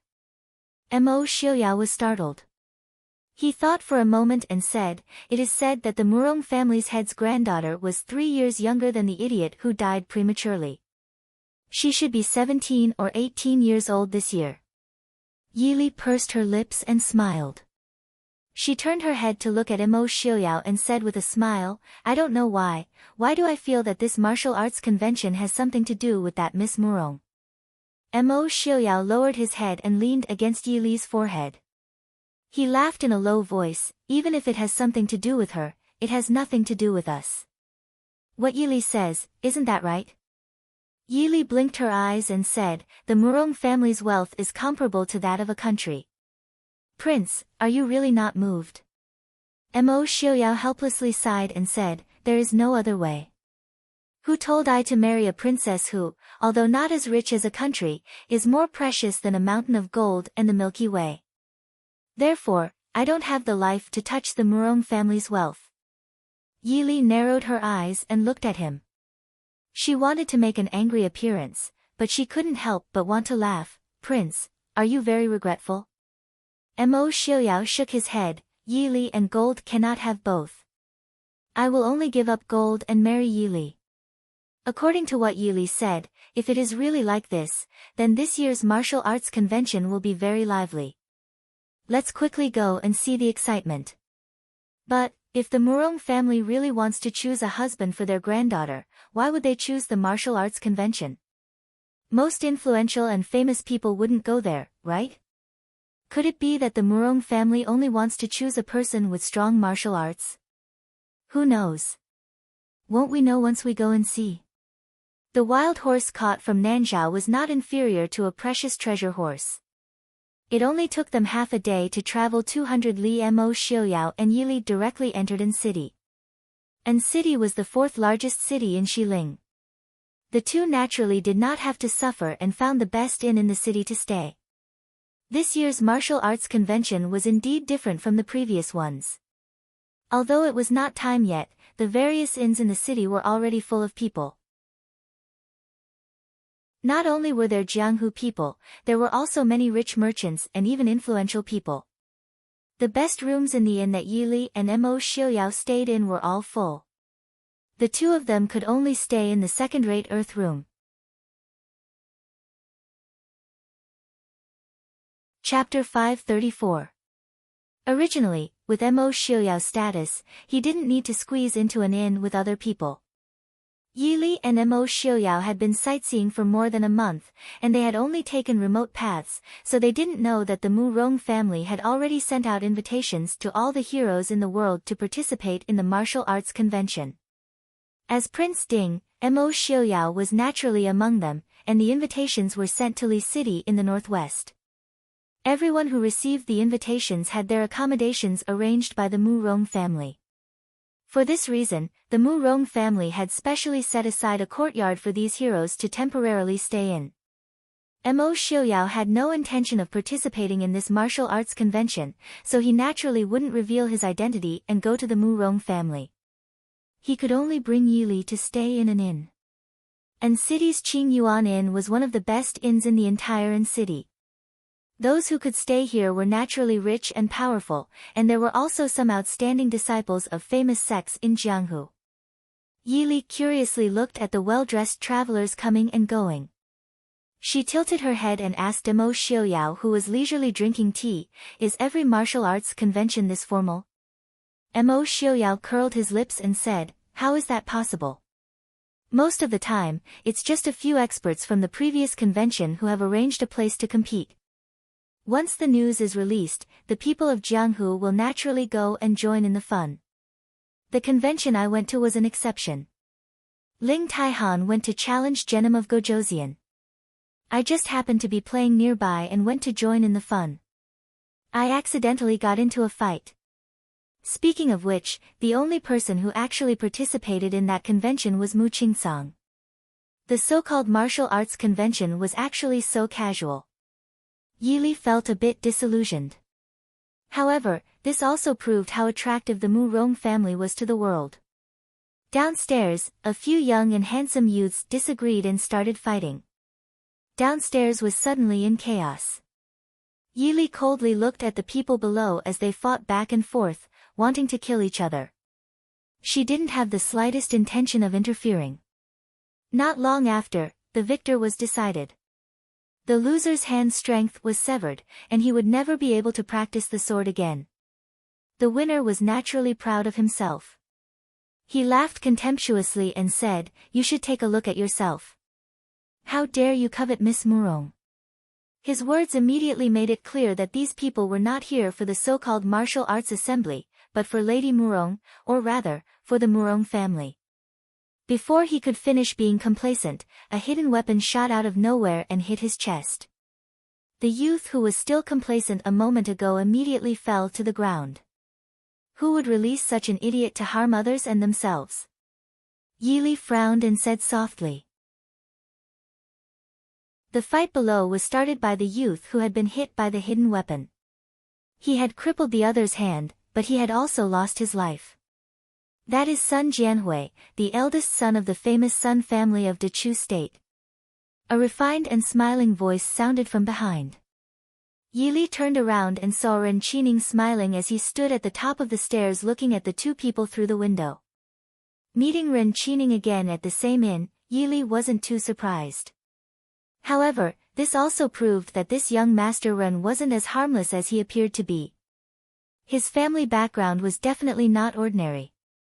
However, this wasn't enough to make Mo Xiaoyao and Yili take him seriously. To put it bluntly, in this world, other than the imperial family of each country, no one else had the qualifications to make Mo Xiaoyao pay attention to them. Therefore, when he saw Ren Qining, Mo Xiaoyao's attitude was still cold and distant. Young Master Ren was a bit gloomy about this. He had always been high and mighty since he was young. In addition, his warm and gentle appearance made people unconsciously feel close to him. Who would have thought that there would be such a stubborn person? If it wasn't too rude, Ren Qining would have asked Mo Xiaoyao if he had offended him in any way. "Yi, are you also here to participate in the martial arts convention?" Ren Qining didn't seem to notice Mo Xiaoyao's cold attitude and laughed loudly. His voice wasn't soft, so when he said this, most of the people on the second floor focused their attention on Mo Xiaoyao. Their eyes were filled with vigilance and hostility. After all, not to mention Mo Xiaoyao's hidden identity and martial arts. Just his handsome appearance alone was enough to make most men hostile to him. Mo Xiaoyao raised his eyelids, as if he didn't notice the hostile gazes of the crowd. He smiled faintly, "We just happened to pass by. My wife wanted to join in the fun. But, with young Master Ren's status, you should be staying in the Murong family's courtyard. Why are you also here at the inn?" Hearing this, the hostility in the crowd immediately disappeared. Wasn't it true? There was a beautiful and elegant woman sitting next to this handsome young master. Although she wasn't as rich as the Murong family, this woman was still beautiful and graceful. Her temperament was outstanding, and it was obvious that she came from a scholarly family. The Murong family's young miss might not be able to surpass this woman in terms of appearance and temperament. Maybe this young master only liked beauties and not money. On the other hand, the young master wearing the blue silk robe was also outstanding. It was obvious that he came from an extraordinary background. Most importantly, he was still single. Ren Qining's eyes flashed and he smiled. "Brother Yi is joking. With my status, how could I be qualified to stay in the Murong family's courtyard? I'm just here to join in the fun like Brother Yi. Is it convenient for me to sit with you?" Mo Xiaoyao declined to comment. Ren Qining took it as an agreement and sat down across from the two. As they drank tea, Mo Xiaoyao didn't want to talk to Ren Qining. The atmosphere at the table was a bit cold. Yili picked up the teacup and took a sip. She casually said, "The martial arts convention this time is a bit strange. Wasn't it said that the previous martial arts conventions were set by the experts from the previous convention? Could it be that the experts chose the Murong family's martial arts competition this time?" Generally, the experts would choose a more remote and famous mountain. It was said that the most powerful person chose the peak of the snowy mountain in the north of the western tomb. That time, the number of participants was the least because many people couldn't even reach the peak of the snowy mountain. Ren Qining smiled and said, "Madam, do you know who the top 4 experts in Jianghu are?" Yi Li nodded and said, "I've heard a little about them." Ren Qining smiled and said, "Speaking of which, these 4 aren't experts from the previous convention. They are experts from the convention before that. In fact, the previous martial arts convention couldn't be held at all." Yi Li asked curiously, "What do you mean?" Ren Qining said, "During the previous martial arts convention, Prince Ding couldn't participate because of his injury. Pavilion Master Ling of the Yanwang Chamber also couldn't participate because of Prince Ding's absence. The Genom King of Gojoseon of Western Tomb was busy with state affairs, so Mu Qingcang was the only expert in that convention. However, none of the people who went to challenge Mu Qingcang could beat him or even tie with him. The martial arts convention, which was supposed to last 3 days, ended in half a day." Yi Li glanced at Mo Xiuyao secretly and smiled, "There's such a thing?" Ren Qining sighed and said, "Isn't that so?" Seriously speaking, the ranking of the experts in Jianghu hasn't changed for 18 years. Naturally, there are many rising stars who can't help but want to try their skills. What does this have to do with the Murong family? Yi Li raised her eyebrows and asked. The Murong family was a merchant family and had nothing to do with the people of Jianghu. Chapter 535. Ren Qining smiled and said, "Madam may not know, but there is a legend in the Murong family that there is a mysterious master, the number 1 master in the world 50 years ago, Murong Xiong." Yi Li did not hide her confusion. She did not even know much about the masters of the present age, let alone the number 1 master 50 years ago. Mo Xiuyao clearly knew something about this person and was very interested. "Murong Xiong is still alive?" Ren Qining's eyes flashed with a trace of deep thought. She looked at Mo Xiuyao and said, "That is the rumor, but no one has seen him. This martial arts convention was convened in the name of Murong Xiong. It is said that the martial arts in Jianghu are in decline. Senior Murong wants to see the younger masters of the world, maybe he wants to accept a disciple." On the other hand, Ren Qining looked at the two with a smile and said, "The only descendant of the Murong family, the second miss of the Murong family, is 17 years old. It is said that Senior Murong wants to find a reliable husband for his family's younger generation. Young Master Ren is really well informed." Mo Xiuyao heard the news he wanted and his attitude immediately returned to its previous indifference. Ren Qining also knew that she had said too much. She smiled faintly and did not say anything. "Why are they here?" Yi Li glanced at the crowd on the street below and frowned. Mo Xiuyao raised his head and looked down. There were a few familiar faces in the crowd. Mo Jingli, Lei Tengfeng, and most importantly, Su Qingchen. Ren Qining naturally saw a few outstanding people in the crowd. She raised her eyebrows and said, "Madam knows them?" Yi Li shook her head and said, "I can't say I know them. I have met young Master Qingchen a few times. There is also Genom of Gojoseon, I have seen him in Nanzhao. Young Master Ren doesn't know them." These people were definitely the most famous young talents in the world. It would be too fake to say that she did not know them. Ren Qining smiled and said, "This one has seen young Master Lei and Prince Li a few times, but this is the first time I have seen young Master Qingchen. He is indeed an extremely elegant person." It was no wonder he saw them here. They had all attended Princess Anqi's wedding and coronation ceremony in Nanzhao. They must have come directly to the martial arts circle assembly. It was just that Prince Ding and Princess Consort had returned to the northwest in advance. Would they come? If Prince Ding also comes, then this year's Martial Arts Society assembly will be really lively. Young Master Qingchen is not a martial artist," Yi Li said. Ren Qining smiled and said, "This is not a serious martial arts assembly. With young Master Qingqian's reputation, even if he has no strength to truss a chicken, he is still much stronger than ordinary masters. But I'm afraid that young Master Qingqian may not fancy the young lady of the Murong family. Yili agreed with Ren Qining's comment in her heart. Not to mention Su Qingqian, eldest uncle and eldest aunt would probably not agree to this marriage. Although the Su family was not an arrogant family, the gap between a merchant family and a scholarly family was more important than the so-called gap between the rich and the poor in the eyes of the Su family. The Su family would rather marry a girl from a poor scholar's family than marry a merchant's daughter. If the merchant's family was kind and charitable, then so be it. However, the Murong family was so rich that they could rival a country.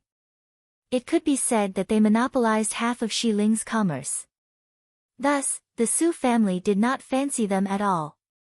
Therefore, the Su family's choice of daughter-in-law was, to some extent, stricter than the emperor's choice of concubine. The emperor needed the merchant's money, so the merchant's daughter could enter the palace as a concubine. However, the Su family did not need it, so they did not need to marry a merchant's daughter. Although she had been anxious about her brother's marriage, Yili really did not have any thoughts about it this time.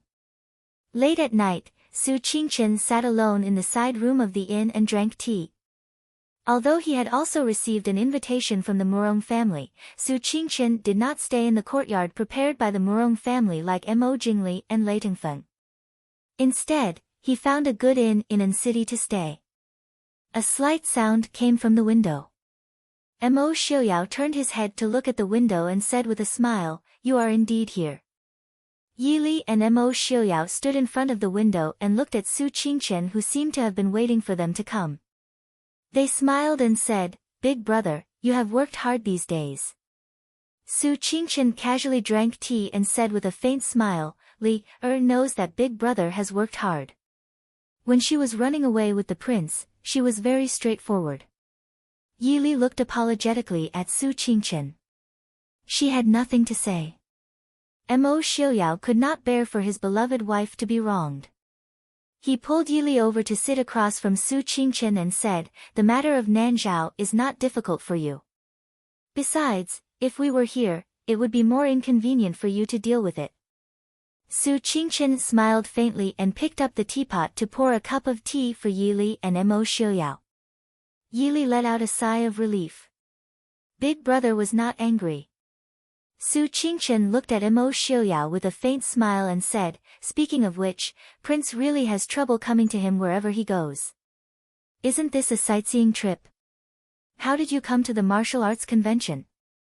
And, this seems to be Miss Murong's matchmaking convention. Is it really okay for you to bring Li Er here?" Mo Xiuyao gritted his teeth. He wanted to slap Su Qingqian to death. Would it kill you not to drive a wedge between them? But Yili was right in front of him, so he could only smile appropriately and look at Su Qingqian kindly. "Brother Qingqian, please don't think too much. Miss Li and I are just a normal couple who came to join in the fun. But Brother Qingqian, I heard that Miss Murong's looks are not ordinary. Brother Qingqian is not young anymore and should consider marriage. After all, when you are old, people will dislike you. Most importantly, Miss Murong's dowry is generous. Brother Qingqian, why don't you marry her and make a contribution to the Northwest's economy?" Su Qingqian's expression was calm as he said calmly, "This one seems to have heard that I don't like women. I'm afraid I'll have to disappoint Prince." Yili felt helpless. These two people could never coexist peacefully when they were together. Should she be glad that her big brother did not know martial arts and Mo Xiuyao did not have the habit of attacking people who did not know martial arts? Otherwise, these two people would not just be mocking each other. She was afraid that they would start fighting as soon as they met. "Big brother, why did you come to join in the fun?" Yili calmly changed the topic. Su Qingqian looked at her with a faint smile and said, "Prince Li and heir Genom of Gojoseon warmly invited me. I couldn't refuse, so I came." Yili blinked, her eyes filled with disbelief. Would there be something that young Master Qingqian could not refuse? If he was not willing, even if you were 10 times or 100 times more enthusiastic, he could still push you away in the blink of an eye. Big brother, is there a problem with this martial arts convention? Yi Li asked with a frown.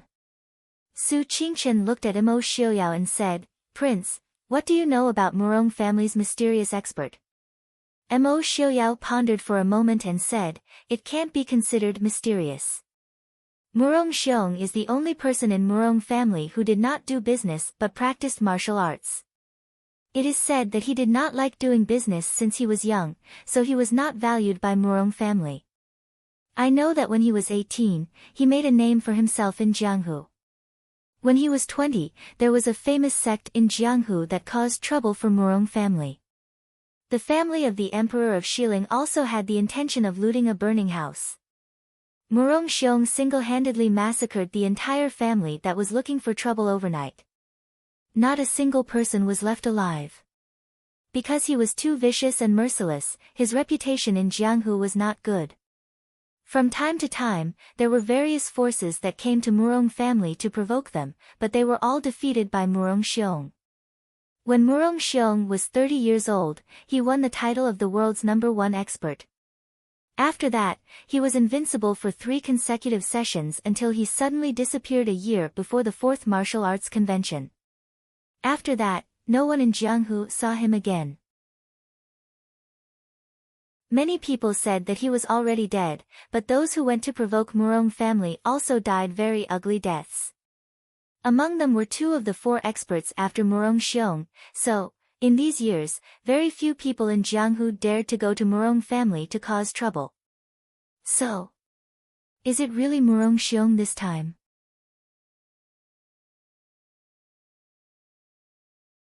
Chapter 536. Su Qingchen nodded and took out a glittering golden invitation, placing it in front of the 2. Murong Xiong's name was written on the invitation. Mo Xiaoyao took the invitation and looked at it for a long time. He frowned and said, Murong Xiong is the uncle of the current Murong family's head. He should be at least 80 years old. What is he trying to do by jumping out at this time? Who knows? Maybe it's just as everyone guessed. He wants to find a suitable husband for Miss Murong so that the Murong family doesn't have a successor. Su Qingchen didn't care much about this. If it weren't for the fact that Mo Jing, Li Lei, and Teng Feng were all here, and even Chu Jing was interested, Su Qingchen wouldn't have made this trip.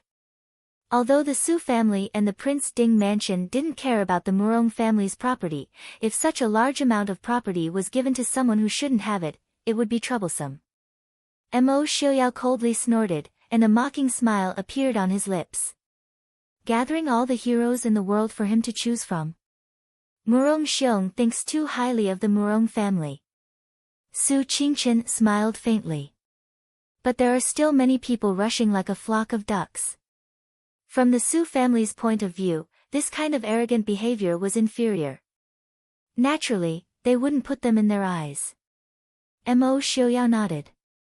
He looked at Su Qingchen and said sincerely, like before, I'll have to trouble Big Brother again. Su Qingchen was speechless. He could see. When Mo Xiaoyao had something to ask of him, he was the big brother. When there was nothing to do, he was Brother Qingchen, Young Master Qingchen, or Young Master Su.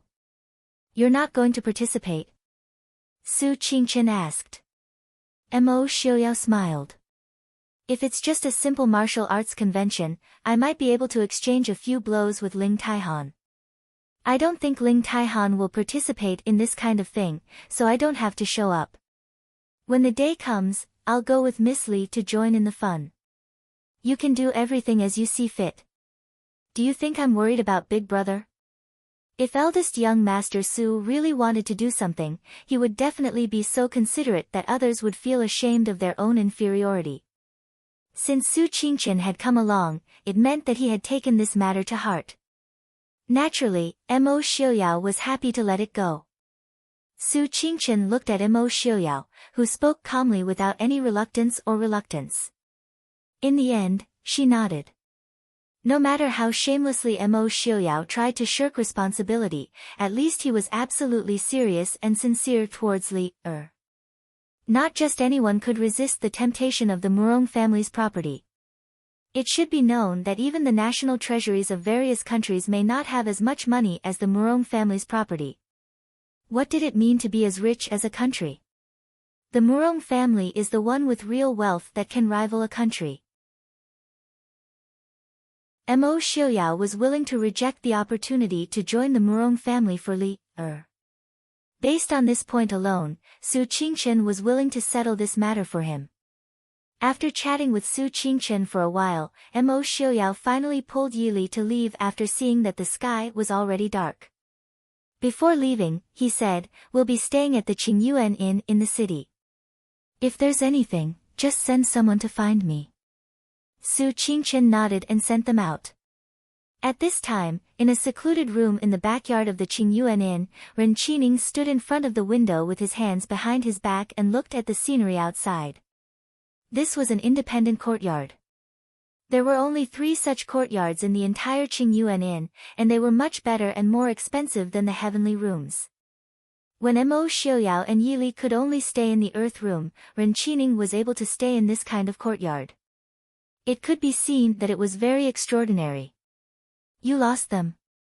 Ren Qining turned around and looked at the middle-aged man standing at the door. His face no longer had its original cultured and refined appearance. His handsome face was dyed with coldness and displeasure. The middle-aged man at the door couldn't help but tremble. He said in a trembling voice, "Young master, please forgive us. That Yi and Madame Ye's skills are very inferior. Our people just followed them for a while and then they disappeared."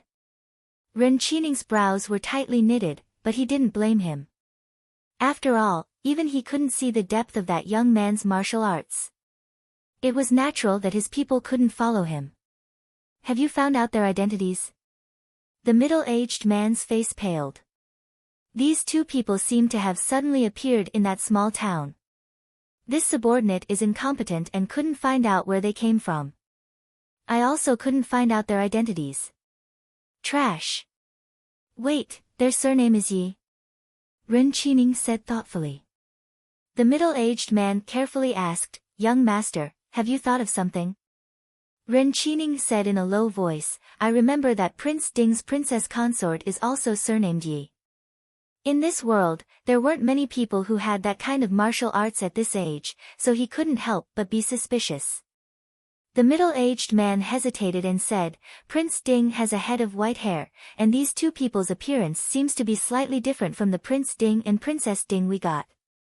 Also, this subordinate received news that Prince Ding and Princess Ding have indeed reneged on their promise to go to Glass City." Ren Qining's eyes flashed with a trace of disappointment. That man and woman really weren't Prince Ding and his wife? Then when did such a couple appear in the martial arts world? Most importantly, why did they appear at this time? Go and investigate again. We must find out their identities before the martial arts convention. Ren Qining said. This subordinate obeys.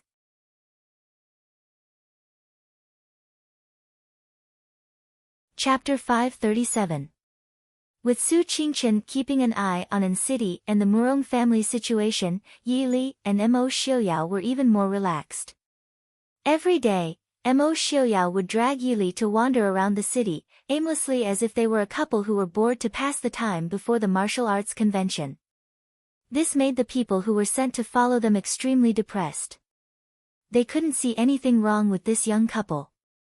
Even though the man was a little more handsome, and his martial arts were a little higher, and the woman was a little more beautiful, and seemed to be more outstanding than the average noble lady, it had nothing to do with their master at all. They couldn't understand why their master was so insistent that these 2 people were dangerous. After following them for 2 days, they still couldn't find anything wrong with these 2 people.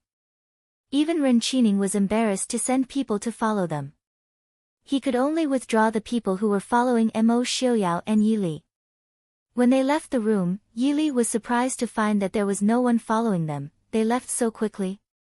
Mo Xiuyao said lightly, "He's a smart person. Since he can't find out who we are, it won't look good for anyone if he continues to follow us." Yi Li frowned and said, "Big brother, do you have any information on Ren Qining's background?"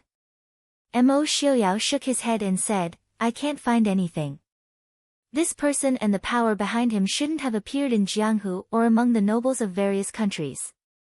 Otherwise, there should be some clues. But it's okay, this is Xiling's territory. This person appeared in Xiling. Even if there was a headache, it should be Lei Jinting.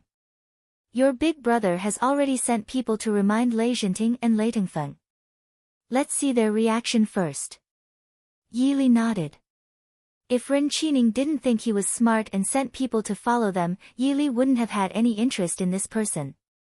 Since Mo Xiaoyao knew what was going on, Yi Li couldn't be bothered to care. In the past few days, they had been wandering around in and out of An City. Although there was an annoying tail following behind them, they still learned a lot of news. Although the Murong family was not well known in the northwest and Dechu state, An City was less than 10 miles away from the Murong family. It could be said that the entire An City was within the Murong family's sphere of influence. Naturally, there was no need to talk about the Murong family. It was said that Miss Murong was as beautiful as a flower, and her temperament was gentle and kind.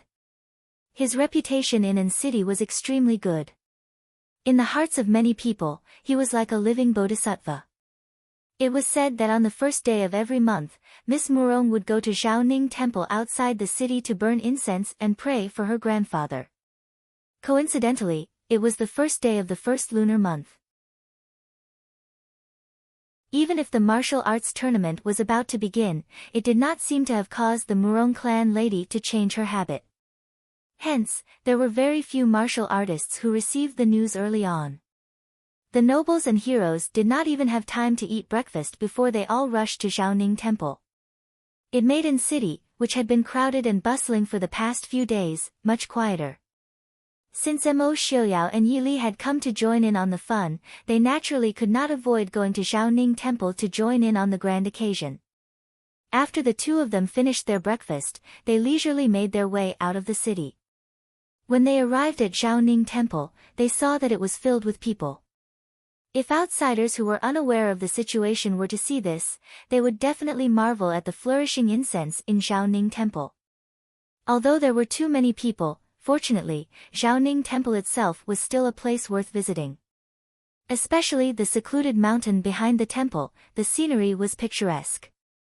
The people who had come all crowded in front of the temple, wanting to see Miss Murong's beautiful face. At this time, the back of the temple was especially quiet and free. Mo Xiaoyao and Yi Li held hands as they strolled along the small path in the back of the temple. The faint noise from the distance made the back of the temple seem even more deserted. Thinking of the people who were eagerly waiting, Yi Li could not help but chuckle softly. Mo Xiaoyao lowered his head to look at her. What is Miss Li laughing about? Yi Li raised her head to look at his expression. She held back her laughter and said, I'm wondering if Mo Jingli and Lei Tengfeng are among those people. Also, if Prince is also waiting with those people, what would happen? Mo Xiaoyao gave a displeased snort. Master Prince Ding had been arrogant his entire life. It had always been others who were eagerly waiting for him. When had he ever waited for others? Other than Miss Li, who else in this world is worth waiting for? Yi Li helplessly rolled her eyes. She felt somewhat immune to Prince Mo's sweet words. As they chatted, Mo Xiaoyao's gaze focused. He raised his head to look ahead. Then he picked up Yi Li's doppelganger and walked up the small path to land on an old tree covered in green vines. Mo Xiaoyao's actions did not shock Yi Li. She leaned in Mo Xiaoyao's arms and looked in the direction he was looking. A while later, she heard the clear sounds of conversation. A group of people slowly walked down the mountain. Yi Li looked around. There were more than 10 strong men and women holding swords and sabers. They were protecting a young girl in a light purple robe. Beside her were 6 young girls in green robes dressed as maids and 2 mamas. With a glance, Yi Li could see that the purple robe the young girl wore was the water cloud satin, the head of the 3 treasures of Nanzhao. The gauze covering the robe was hibiscus muslin. The people of Nanzhao considered blue and white to be the noblest. Therefore, The water cloud satin of the three treasures of Nanzhao was more simple in color and did not produce dark purple. Thus, this water cloud satin was not a tribute from Nanzhao. Other than Nanzhao, no one else in the world could make such high-quality satin as the water cloud satin. Therefore, this purple water cloud satin could only be made by themselves. In other words, someone had long grasped the most precious secret of Nanzhao. Once they produced large amounts of water cloud satin, it would be a great fortune. But the world had never heard of any place outside of Nanzhao that had water cloud satin. Then it was likely that they did not care about this business. Looking at the young girl's jade hairpins, pearls and gems, they were all of the highest quality. Her attire was something that even an imperial princess would not have, much less a commoner. Without even thinking about it, Yili had already guessed who the girl who was being protected in the middle of the crowd was. "Miss, there are many people outside the mountain gates. Let's go out the side door," the mamas beside the young girl in purple suggested softly. While there were not many people here, that was because those people thought that Miss had not come yet. They did not know that they had already gone up the mountain before dawn. If they went out the main door now, they would probably disturb Mississippi. The young girl in purple smiled faintly and said, "Mama Sue, don't worry. Those people are all heroes of the world who came to participate in the martial arts convention. Presumably, they would not be so ignorant of the rules." "That's right. Miss is right. Those people can't wait to curry favor with Mississippi. Who would dare to offend Miss?" The maid beside the young girl in purple smiled and said, "Family head and granduncle said that they would choose the most outstanding man in the world to be Miss's husband. They also want to let those people know that our Miss is not only the Miss of the richest family, but also a great beauty capable of causing the downfall of a city." "What nonsense are you saying? Be careful that Grandpa will discipline you when we go back," the young girl in purple reprimanded. The pair of watery eyes that were exposed outside the light purple veil carried a faint smile. Clearly, she did not have any intention of blaming. The maid knew that her Miss was always kind and was not afraid. She giggled and said, "Miss is the kindest. She would not let Master punish Lu, The young girl in purple sighed softly and said, "Forget it. Quickly go back so that Grandpa and Granduncle won't worry."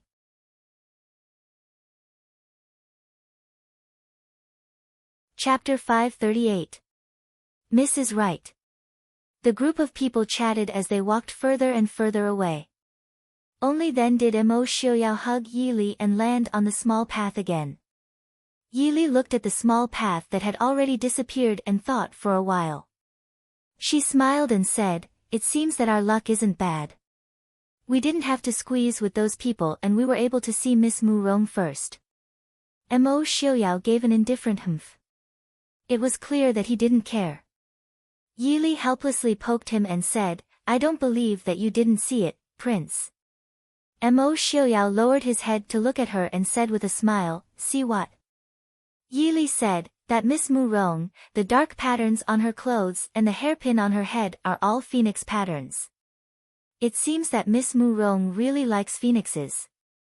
In Xiling and Dechu State, where the culture and customs were similar, not everyone could use phoenix patterns. With Yi Li's status, no one could control what patterns she liked to use. However, when she was still in the Chu capital, Yi Li herself rarely used phoenix patterns. Especially the dark patterns on Miss Mu Rong's clothes. It didn't look conspicuous, but it couldn't escape Yi Li and Mo Xiaoyao's eyes. That was the nine-tailed phoenix pattern, the true totem of the king of birds. Just based on this point, it was enough to prove that the Mu Rong family and Miss Mu Rong's thoughts were not normal. Playing to the gallery, Miss Li doesn't need to care about what they do. Mo Xiaoyao silently said. He held Yi Li's waist with one hand and continued to lead her to the top of the mountain. The scenery behind Xiaoning Temple was beautiful. There were often tourists who came to burn incense and play on the mountain. Therefore, the temple specially built a pavilion on the top of the mountain for people to rest. When the two of them reached the top of the mountain, they saw that there were already people in the pavilion. Ling Taihan was chatting with Leng Luyue and Sickly Scholar in the pavilion when he heard footsteps. He turned around and was surprised to see Mo Xiaoyao and Yi Li. He paused for a moment before saying, "Prince Ding." "Princess Ding." Mo Xiaoyao and Yi Li were originally just in disguise, so those who had never seen them before would have a hard time connecting them to each other. However, those who knew them would definitely recognize them. Mo Xiaoyao didn't avoid them either. He helped Yi Li up the last step and smiled at the three of them. "Pavilion Master Ling. It is a pleasure to meet you." Ling Taihan was in a good mood when he saw Mo Xiaoyao's expression. He laughed loudly and said, "It is indeed a pleasure to meet you. I originally thought that Prince Ding wouldn't be able to come this year.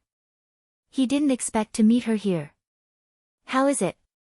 Will Prince be able to fulfill the promise of a martial arts competition that he owed a few years ago?" Mo Xiaoyao raised his eyebrows and smiled at Ling Taihan. "Pavilion Master really wants to fight with I at this time? When the time comes for the martial arts competition. Just now, I saw that Lady Murong was a heavenly beauty. Is Pavilion Master not moved in the slightest? If the two of them were to fight with all their might and still be able to participate in the martial arts competition, then it would only mean that the two of them were just being perfunctory." Ling Taihan sneered. His eyes flashed with contempt as he said indifferently, "She's just a little girl who thinks she's smart. This Pavilion Master didn't come for the Murong family." Although Ling Taihan was the head of the assassins, his personality was steady and resolute. He rarely expressed his dissatisfaction in front of others. It was unknown what Lady Murong had done to provoke him. "I originally wanted to find Lei Jinting, but since I met you here, Lei Jinting doesn't count for much. How about it? Prince Ding, can you teach me a thing or two?" Ling Taihan said openly. Although he wanted to find trouble with Lei Jinting could go at any time, but this Mo Xiaoyao wasn't someone who could fight with him at any time. In the past few years, Ling Taihan had faintly felt that his cultivation had stagnated. It was obvious that he had reached a bottleneck. If he could fight with an expert like Mo Xiaoyao, perhaps he would be able to comprehend something and advance to the next level. Mo Xiaoyao lowered his head to look at Yi Li. Yi Li smiled faintly and patted his arm before letting him go. She retreated a few steps back into the pavilion. Ling Taihan walked out first. Mo Xiaoyao said with a smile, "Since it's like this, I also have the chance to experience Pavilion Master Ling's skills." In the gazebo, Yi Li only nodded at Leng Luyue and Sickly Scholar. The three of them were staring at the two people outside the gazebo. At this moment, they did not have the time to greet and chat. Ling Taihan was dressed in blue. Compared to a few years ago, his bearing was even more steady and grand. In terms of age, Ling Taihan was already over 40 years old. However, his profound inner strength made him look like a 30-year-old man. A cold light flashed and an ancient long sword fell into Ling Taihan's hand. On the mountain peak, the blue-clothed man stood with his sword. He was like Mount Tai. His aura was majestic and it was very eye-catching. Mo Xiaoyao was also dressed in ordinary white. His black hair was like clouds and there was a faint smile on his lips. It was clear that he was in a good mood to fight with Ling Taihan. His eyes flashed and a snowy light flashed in front of him. Mo Xiaoyao's hand was a bright and cold soft sword. Different from Ling Taihan's ancient bronze heavy sword, Mo Xiaoyao's soft sword was as thin as a cicada's wing. With a flick of his wrist, the blade trembled in the air. Neither of the two made the first move. They just stood there and stared at each other. Her clothes and hair fluttered around her even though there was no wind. The three people in the pavilion all held their breaths and stared at the two people standing there. The two of them could vaguely feel the pressure from the energy that was gradually forming around them. After an unknown amount of time, the two suddenly rose from the ground at the same time and turned into countless shadows that flashed through the air. Yi Li could not help but widen her eyes to see the process of the two fighting. But all she could see were blue and white shadows. Yili knew that it was not that they had really turned into shadows, but that their speed was simply too fast.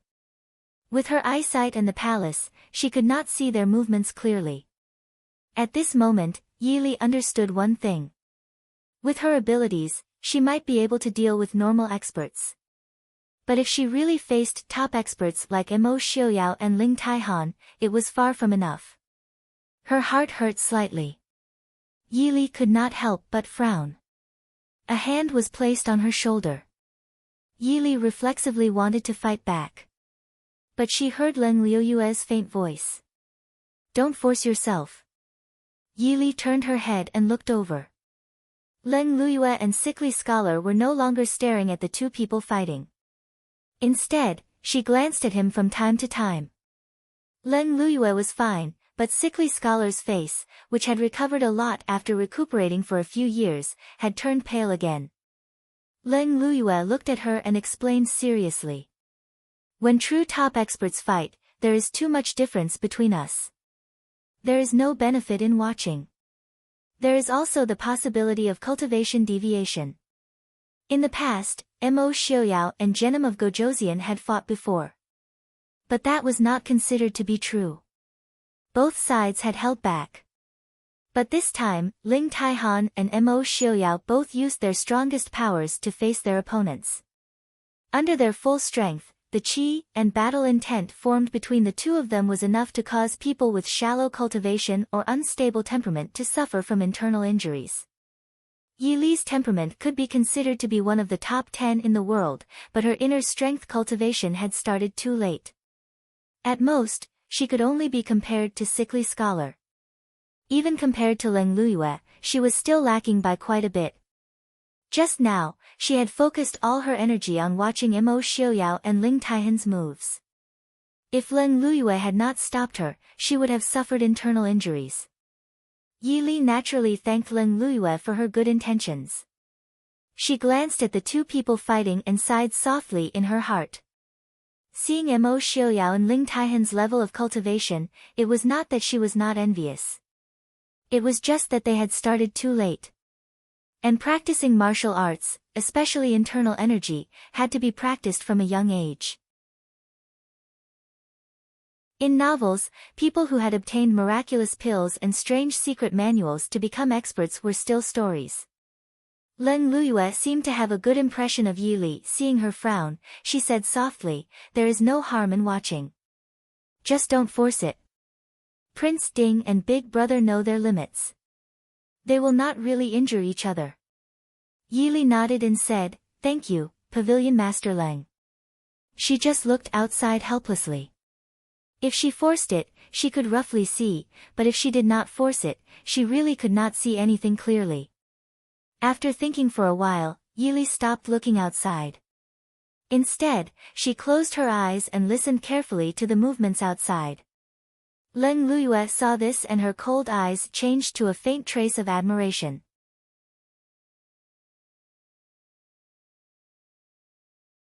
Chapter 539. In the fight, the two swords would occasionally collide, creating dazzling sparks. But the three people sitting in the pavilion strangely did not hear any sounds of weapons colliding. Yili leaned against the pillar of the pavilion, her eyes slightly closed as she seriously felt the energy flow in the air. She finally found that undetectable but unparalleled energy vibration. That was the vibration caused by the internal power of the two people when they fought. This fight lasted for 4 whole hours. However, even though none of the 3 spectators were able to see a single move clearly, they didn't show the slightest bit of impatience. Yili suddenly felt a sharp charge in the air towards her brain. She hurriedly opened her eyes. She saw the 2 figures, one blue and one white, retreat to the sides. "Big Brother!" Leng Luyue exclaimed softly. She leapt out and reached out to protect Ling Taihan, who was on the verge of collapse. Ling Taihan released Leng Liuyue's hand and waved his hand to indicate that she did not need to worry. Then he turned to look at Mo Xiaoyao and said with a smile, "Prince Ding really is a genius. This seat admires you." Although Mo Xiaoyao was still standing ramrod straight, his expression wasn't any better than Ling Taihan's. It was just that both of their eyes were filled with carefree joy. He smiled and said, Pavilion Master Ling's literary skills are exquisite. This king also admires it. I have benefited greatly from today's fight. Many thanks, Pavilion Master Ling. Ling Taihan laughed brightly and said, we do not need to say such pleasantries. This seat has not come in vain to be able to fight Prince Ding. This seat will leave first and will not disturb Prince Ding and Wang Fei. Pavilion Master Ling, take care, Yi Li said softly as she walked out of the pavilion. She walked to Mo Xiuyao's side to look at him. He had used too much energy and his internal power had been greatly exhausted. He also had some internal injuries that were not serious. In this kind of evenly matched expert-level competition, it was considered light. He let out a sigh of relief. After watching Ling Taihan and the other two descend the mountain, Yi Li helped Mo Xiuyao into the pavilion and asked, how are your injuries? Can we go down the mountain now? Mo Xiuyao smiled bitterly and helplessly. I've been neglecting my cultivation for the past few years. My injuries seem to be more serious than Pavilion Master Ling's. In terms of cultivation, Mo Xiuyao was indeed inferior to Ling Taihan. Not to mention the fact that there were so many military and civil affairs in the northwest that he had to deal with personally. Just his identity as Prince Ding meant that he could not spend a lot of time on martial arts cultivation. Ling Taihan, on the other hand, had to spend at least half a year cultivating behind closed doors. If Ling Taihan's current achievements were 30% talent and 70% hard work, then Mo Xiuyao's would be 70% talent and 30% hard work. But now, it seemed that hard work in cultivation had a more solid foundation. Mo Xiuyao could not help but admit that even if he did not lose to Ling Taihan, he was still slightly inferior. We're not of the same mind. Or does Prince also plan on becoming the number one person in the martial arts world? Yi Li did not plan on comforting him and only said lightly. No matter how high Mo Xiuyao's martial arts were, he still needed to focus on the Mahist army and the people of the Northwest. Even if he became the number one expert in the world, he could not rely on himself to sweep the world. There was nothing wrong with working hard to improve one's own strength, but if one only focused on improving one's individual strength and ignored the bigger picture, then it would be putting the cart before the horse. Mo Xiuyao originally did not have any intention of harping on this. He said this in front of Yi Li to seek comfort. Hearing Yi Li say this, he naturally did not mind. He smiled and said, this place is not bad. If we go back to the city, people will disturb us.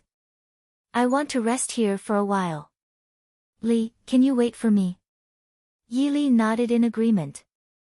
Mo Xiuyao did not say anything else. He sat in the pavilion and closed his eyes to circulate his internal energy to heal himself. Mo Xiuyao sat there for half a day and an entire night. He did not know if it was because of Miss Mu Rong at the foot of the mountain, but on this day, no one came up to the mountain to play. Yi Li did not disturb Mo Xiuyao. At night, she casually picked a few wild fruits not far from the pavilion and ate them. The next morning, when the sun rose from the sea of clouds in the east, Mo Xiuyao finally opened his eyes. His eyes, which had just opened, flashed with a bright light. His originally cold exterior seemed to have a trace of gentleness. Mo Xiuyao turned his head to look at the girl leaning against a pillar and sleeping. His eyes filled with endless tenderness. When Mo Xiuyao stood up, Yi Li opened her eyes. Done? It's been hard on you, Li. How about you sleep a bit more? Mo Xiuyao hugged her and looked at his body as he spoke softly. Yi Li shook her head. She leaned against his chest for a while before saying, let's go down the mountain. I'm a bit hungry. You haven't eaten for a day, so you must be hungry too. Not resting for 1 or 2 nights was nothing to them. Moreover, she had leaned against him to sleep for half the night. Yi Li did not like to starve herself if there was no need. Mo Xiuyao hugged her and laughed in a low voice, all right, then let's go down the mountain. Mo Xiuyao and Yi Li not returning for an entire night did not affect anyone. Ren Qining did notice, but he had many things to do. Naturally, he did not have time to ask about the whereabouts of these two people whose identities he did not even know yet. So when the city gates opened early in the morning, Mo Xiaoyao and Yili strolled back to the inn in the capital without attracting anyone's attention. The two sat in the main hall of the inn and ordered breakfast. As they ate, they listened to the people who were also eating talk about what happened at Zhaoning Temple yesterday. Miss Murong's grand appearance at Zhaoning Temple naturally attracted the attention of countless people. It was said that at the entrance of the temple, a sudden breeze blew off Miss Murong's veil. The beauty of the woman under the veil was peerless, causing many heroes of Jianghu to be intoxicated. A perfectly good Buddhist holy land was suddenly filled with charm and gentleness. Yili listened with interest. She tilted her head and asked Mo Xiaoyao, "Is Miss Murong really that peerless?" She had also seen Miss Murong. Although only her eyes could be seen because of the veil, Yili felt that at least that pair of eyes could not compare to Su Zui's, concubine Lu's, or even Yaoji's. Under that pair of eyes, Yili felt that even if Miss Murong really was a beauty, it would not be to the point of being peerless. Mo Xiaoyao indifferently said, "It's only a so-so." Yili tilted her head and looked at him. She smiled and said, "Prince has high standards." In this world, Mo Xiaoyao had seen almost all of the women who were famous for their beauty. It was no wonder that he did not like Miss Murong. Mo Xiaoyao looked at Yili with a smile that was not a smile and softly said, "I naturally have high standards. Otherwise, how could I have such a good wife like Miss Li?" Yili curled her lips. Did he choose her? But after all these years, Yili also understood that if Mo Xiaoyao really did not want to marry her, there were many ways to stop this marriage. Then I still have to thank Prince for thinking so highly of me. Wife, you don't have to be so polite. This husband also has to thank wife for not disliking me. These two people were not easy to deal with. If they did not want to marry her, don't even mention that it was a marriage arranged by Mo Jingqi. Even if it was the heavenly emperor, they would still be able to make it disappear. What is Miss Murong's intention? Yili frowned and asked in a low voice. It just so happened that the wind blew off the veil at the entrance of the temple. This kind of inexplicable coincidence really made people speechless. Only those who had used the veil knew how much wind was needed to blow it off.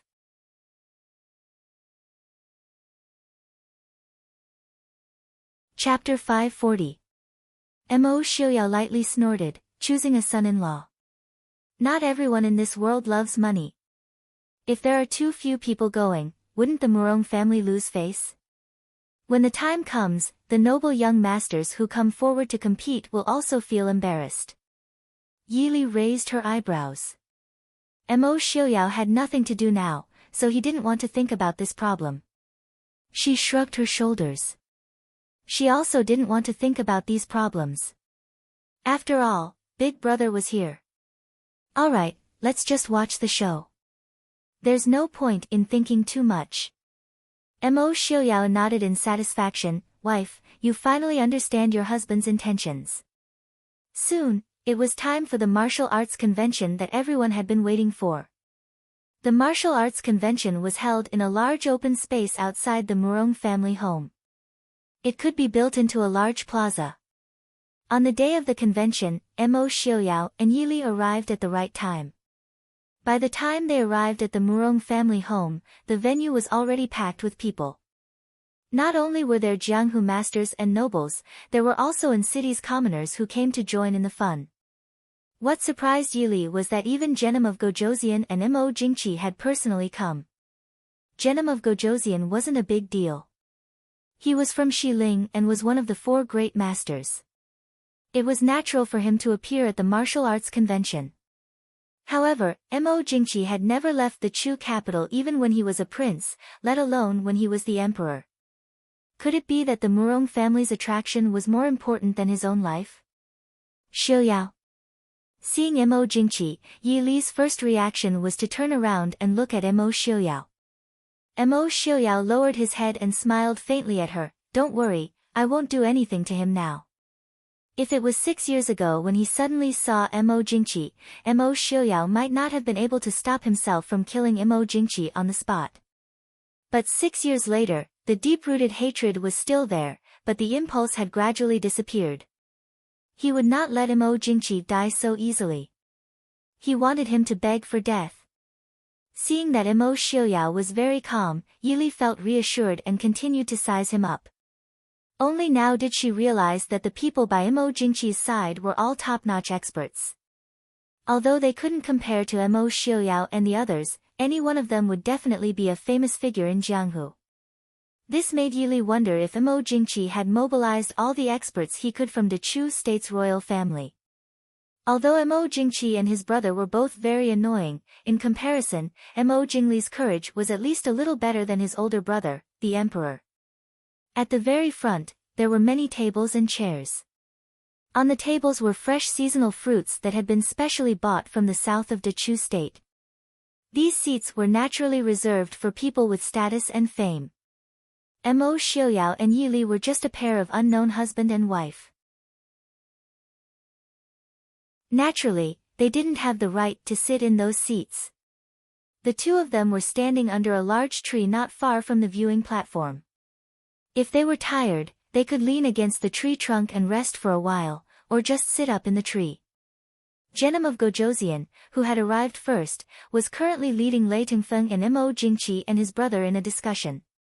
Yili asked curiously, Lei Tengfeng seems to have already married the heir consort. Genom of Gojoseon wouldn't also be interested in Murong Xiaojie, right? Mo Xiaoyao held her waist and lazily leaned against the tree trunk. What's so strange about that? Genom of Gojoseon's princess consort has passed away many years ago. However, the Murong family might not be interested in Jinan Palace. It wasn't that Jinan Palace wasn't powerful enough, but that they were too powerful. Unfortunately, Genom of Gojoseon and the Murong family were both in Xiling. No matter who Murong Xiaojie married from Jinan Palace, the Murong family could be said to have ceased to exist. Yili understood and frowned in confusion. If I were a member of the Murong family, I would be more low-key and find a capable and reliable person to support the Murong family. With Murong Xiong holding the fort, I'm afraid that not many people would have the guts to cause trouble. Now, aren't we inviting a wolf into the house? Or does Murong Xiong already have the ability to fight against the heroes of the world? Mo Xiaoyao smiled, just like what my wife said. Some people just like to make their presence known. Most of the important tasks had already been taken, so the few empty seats were particularly eye-catching. Genom of Gojoseon glanced at the seat opposite him and raised his eyebrows. Prince Ding didn't attend this year's martial arts competition.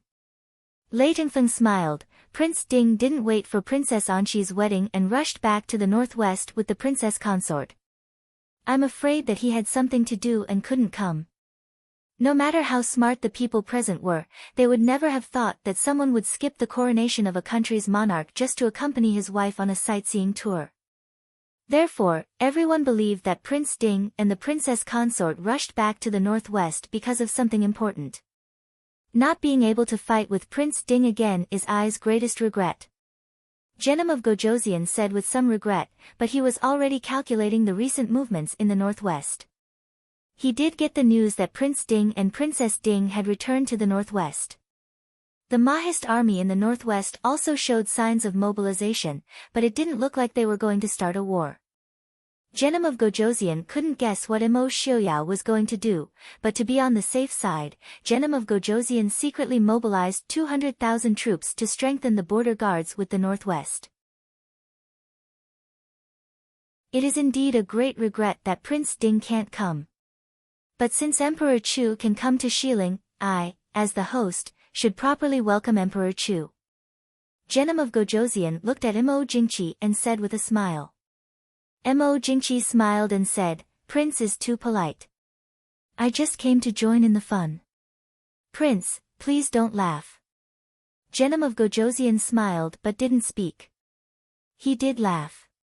Even though Genom of Gojoseon had 3,000 gold-clothed guards, he didn't have people like Mo Jingqi who followed him everywhere, from his bodyguards to his servants, were all first-class aces. This was a level of fear of death. Did Mo Jingqi really think that so many first-class aces didn't need money? Or did he think that those aces were all willing to be his servants and didn't have the slightest bit of temper? Thinking back to when he heard that Mo Xiaoyao wouldn't be coming, Mo Jingqi secretly let out a sigh of relief. Genom of Gojoseon suddenly felt that he understood. After offending someone like Mo Xiaoyao, Mo Jingqi really should find himself some powerful bodyguards. Yanwang Chamber's Pavilion Master Ling has arrived. A loud announcement rang through the crowd. It was clear that the person the Murong family had arranged to announce the arrival was an expert. Everyone turned around and saw Ling Taihan in his usual blue robe. Behind him, Leng Luyue and sickly scholar walked over with majestic steps. Compared to many of the people present, Ling Taihan, who was as usual, looked even more powerful. Many of the young chivalrous men present couldn't help but reveal looks of admiration when they saw Ling Taihan's figure. Genom of Gojoseon saw Ling Taihan slowly walking over, but the corner of his eye twitched. Compared to the last time they met, Ling Taihan's martial arts had improved by another level. If it was said that he was confident that he could at least tie with Ling Taihan the last time they met in Glass City, and maybe even win by a bit, this time he didn't have the slightest bit of confidence. Pavilion Master Ling, although Ling Taihan's aura was shocking, his identity was special. As a well-known assassin, not many people greeted him. Ling Taihan nodded to the person who greeted him. He raised his head and scanned the seats around him. A trace of disappointment flashed in his eyes. Genom of Gojoseon smiled faintly. Pavilion Master Ling is looking for Prince Ding. What a pity, Prince Ding probably has something to do and didn't come to participate in this year's martial arts convention. Ling Taihan lowered his eyes. He didn't mention that he had seen Mo Xiaoyao 2 days ago. He said indifferently, since Prince Ding didn't come, I'll have to ask Genom of Gojoseon to give me some pointers. Since Prince Ding wasn't here, then he could reluctantly be my opponent. Ling Taihan, who had just broken through his bottleneck, urgently needed an expert to spar with him. Otherwise, he wouldn't have come to participate in this so-called martial arts convention. Genom of Gojoseon choked. Although he was here, he didn't plan to fight. As he grew older, Genom of Gojoseon no longer focused on martial arts. No matter how invincible one's martial arts were, how could it compare to the pleasure of ruling the world? Master Murong has arrived. Lady Murong has arrived. The announcement rang out in the hall again. Genom of Gojoseon and the others' faces darkened in displeasure. They were all powerful figures and were used to being arrogant and domineering. What they hated the most was for others to be more ostentatious than them. If this person was evenly matched with them, then so be it, but a mere merchant should be the same. The ones with the ugliest expressions were Genom of Gojoseon and Lei Tingfeng. After all, the Murong family was located within Xiling and could be considered a subject of Xiling. Not long after, Master Murong, who was over 60 years old and had white hair and a beard, led Lady Murong, who was dressed in a light purple robe embroidered with a hibiscus pattern, out of the Murong family's gate. As they walked, the people in the hall naturally opened up a path for them. It looked like the crowd was lining the road to welcome them. The crowd quickly noticed that there was an old man who looked about the same age as Master Murong walking beside him. He was not dressed extravagantly, and even his appearance was not particularly outstanding. Most people might not have noticed it, but Ling Taihan and Genom of Gojoseon's expressions changed. They both looked at each other. The old man's aura was clearly 10 times or even 100 times stronger than Master Murong's. Although his appearance was not eye-catching, he could walk side by side with Master Murong. If one looked closely, they would notice that Master Murong was also respectful and careful towards him. The two of them did not need to think too much to guess the old man's true identity. Master Murong walked forward and looked at the people in the hall. His gaze paused for a moment at the empty seat left for Prince Ding. His gaze darkened slightly, but he said with a smile on his face, I am the current master of the Murong clan. Thank you for giving me the honor of joining the martial arts tournament. For the sake of fairness in this martial arts conference, the Murong family has specially invited Senior Murong Xiong, the #1 expert in Jianghu 50 years ago, to be the judge. When he said this, the crowd was in an uproar. They all looked at the plain-clothed old man who had sat down at the head of the table as soon as he arrived. They were originally guessing the old man's identity, but now that they knew who he was, they immediately burst into a discussion. Master Murong was obviously satisfied with the crowd's shock.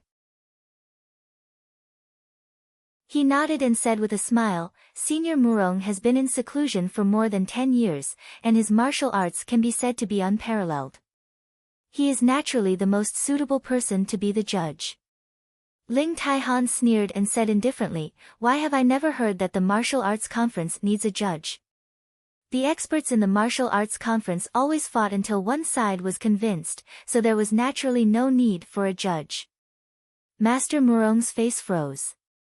He glanced at Ling Taihan and smiled faintly. Since this conference is held in the Murong family, and the Murong family has never liked to see blood, naturally, we will not overdo it. Ling Taihan snorted and leaned back in his chair without saying anything. As for Lady Murong, who was standing behind Master Murong, he did not even look at her. Such a rude action really embarrassed Master Murong. He glanced at Murong Xiong, who had sat down and closed his eyes. Master Murong was about to say something when he heard someone report loudly from outside, "Glass City's Master Qingchen has arrived."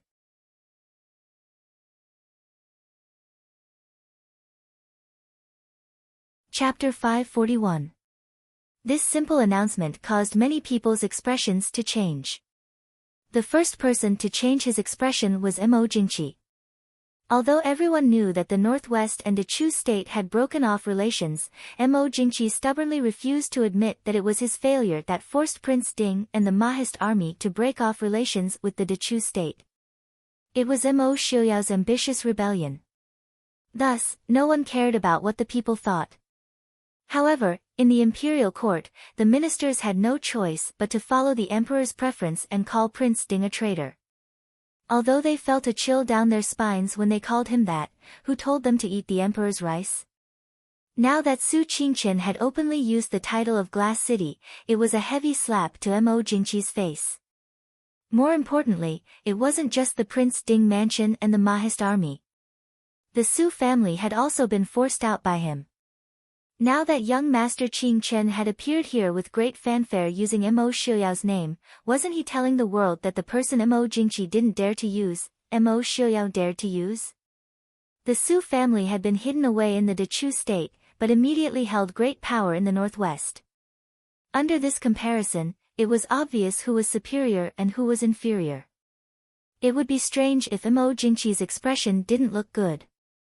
Then there were Mo Jingli and Lei Tingfeng, as well as a few other young talents with ulterior motives. After all, when Lady Murong was choosing a son-in-law, the man's appearance would definitely have an advantage. Among the people present, there were probably less than 2 or 3 who could compare to young Master Qingchen in terms of appearance. Everyone could only rejoice that young Master Qingchen didn't know martial arts. Otherwise, the Murong family probably wouldn't have needed to compete and would have chosen directly. As for the other 2 important figures present, Ling Taihan and Su Qingchen did not have any conflict of interest. Moreover, the 2 of them were quite close, so they nodded at Su Qingchen as a form of greeting. As for Genom of Gojoseon, although young Master Qingchen was famous all over the world, he had never fought with Genom of Gojoseon. Moreover, the 2 of them were not from the same generation. Among the younger generation, the only one who could make Genom of Gojoseon a worthy opponent was Mo Xiuyao. Therefore, he did not think much of Su Qingchen. Su Qingchen had already trained himself to be indifferent to both honor and disgrace in his youth, so how could he care about such a small scene? Young Master Qingchen was dressed in white robes as he strolled over. There was a smile on his face that was like pear blossoms in spring. The countless Jianghu heroines present could not help but gasp and blush. Miss Murong, who was standing beside Lord Murong, couldn't help but stare blankly. She thought highly of herself and had seen a lot of talented people these days. However, she had never seen young Master Qing Chen's celestial demeanor. At this time, Miss Murong did not remember what her grandfather and granduncle had told her. Her heart was beating wildly. "Everyone, please forgive me for being late." Su Qingchen cupped his hands and smiled. Genom of Gojoseon laughed loudly and said, "Young Master Qing Chen is too polite. Please sit. I wonder if Prince Ding and Princess Consort can come." Su Qingchen said calmly, "Thank you for your concern. Prince Ding and Princess Consort are busy with worldly affairs and have no time to spare. Therefore, they could only let an idle person like me come to join in the fun. I hope everyone will not mind." Everyone present was polite. Everyone present was an influential person from various countries. Naturally, they knew that this celestial man in front of them was not an idle person. Although Mo Xiuyao's civil officials did not have a clear position, everyone knew that young Master Qing Chen's power in the northwest was not inferior to a country's prime minister. Humph. The guests present were extremely polite. As the host, Master Murong's face was not very good. The Murong family and the Su family could be said to be the two oldest families that had been passed down for generations. However, although Murong family was the richest in the world, they had always had a knot in their hearts towards Su family. There was no other reason. Su family was a family of scholars. For generations, great scholars and famous ministers came out in large numbers. Their name resounded throughout the world and was revered by tens of thousands of people. However, because Murong family was a merchant family, they could not even enter the imperial court. Once they became rich enough to rival a country, they had to endure all kinds of attacks from the royal family, both overt and covert. No one would believe that the royal family of West Hill did not contribute to the decline of the Murong family until now. Although the Su family and the Murong family were both suppressed by the imperial family, even if the Su family were to fall one day, they would still be able to leave their name in history. After all, if the Su family's contributions to the imperial family were to be completely erased, then the historical records would have to be rewritten. As for Murong family, once they were destroyed, who would remember them? What's more, Su family had found a powerful nephew-in-law. They also had fifth brother's son who had extraordinary ability. Once Prince Ding's power stabilized in the future, Su family would clearly rise again, even more than before. On the other hand, Murong family was so poor that they only had money left. How could people not sigh? This light snort shook the hearts of everyone present. Su Qingchen's expression changed slightly. In fact, he did not feel it too deeply. However, when he saw the reaction of Genom of Gojoseon and Ling Taihan, he understood that the light snort was not that simple. Su Qingchen turned to look at Murong Xiong, who was sitting at the head of the table. He cupped his hands and said, "Senior Murong, this junior has been rude. Please forgive me." Murong Xiong's snort contained a special kind of internal energy. It was only effective against people who also had internal energy. The deeper the internal energy, the more powerful it was. Unfortunately, he had retired from Jianghu for too long. He had never considered the possibility that Su Qingchen did not know martial arts. Moreover, Su Qingchen's bearing was outstanding. His elegance was restrained. Even when interacting with experts like Genom of Gojoseon and Ling Taihan, he did not retreat in the slightest. Murong Xiong only became more and more convinced that Su Qingchen used some kind of special method to conceal his martial arts. Jianghu originally had such a method. At this time, seeing that Su Qingchen's expression did not change, his expression could not help but become more serious. "Why didn't Prince Ding come?" Murong Xiong asked in a deep voice. His tone was somewhat tyrannical. Immediately, many people present felt displeased. For example, Genom of Gojoseon and the others all wished that they could be born with a 7 orifices heart. They thought 10 times more than ordinary people. Although most of them did not see eye to eye with Mo Xiuyao, Mo Xiuyao's ability and status at least made them accept him wholeheartedly. This old man spoke in such a tone, full of arrogance and bossiness. Not only did he not put Mo Xiaoyao in his eyes, but he also did not put them in his eyes. Genom of Gojoseon's expression did not change. His gaze indifferently swept past Ling Taihan, Mo Jingli, and the others. His eyes were slightly cold. This old man did not think that after not appearing for a few decades, everyone in the world would listen to him now that he had come out of seclusion. Stupid. Su Qingchen was not angry. The smile on his face did not decrease at all. He calmly said, Prince Ding and the princess are tied up with business and have no time to attend this year's martial arts convention. I have already apologized to Genom of Gojoseon and Pavilion Master Ling on behalf of Prince Ding. The two of you do not mind. With Mo Xiaoyao's martial arts and status, only Genom of Gojoseon and Ling Taihan could fight with him.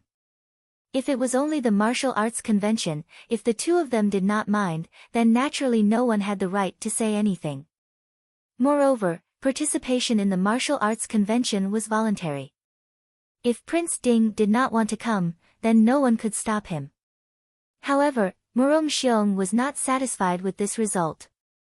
He said in a low voice, this old man sent an invitation to Prince Ding. Why did he not come?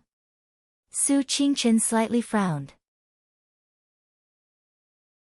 His gaze swept over Miss Murong, who was standing next to Master Murong. He did not immediately answer Murong Xiong's question. Instead, he turned around and walked to the empty seat next to Ling Taihan and sat down.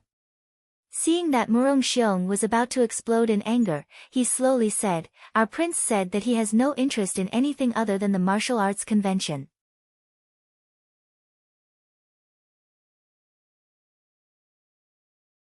Chapter 542. Everyone present was silent.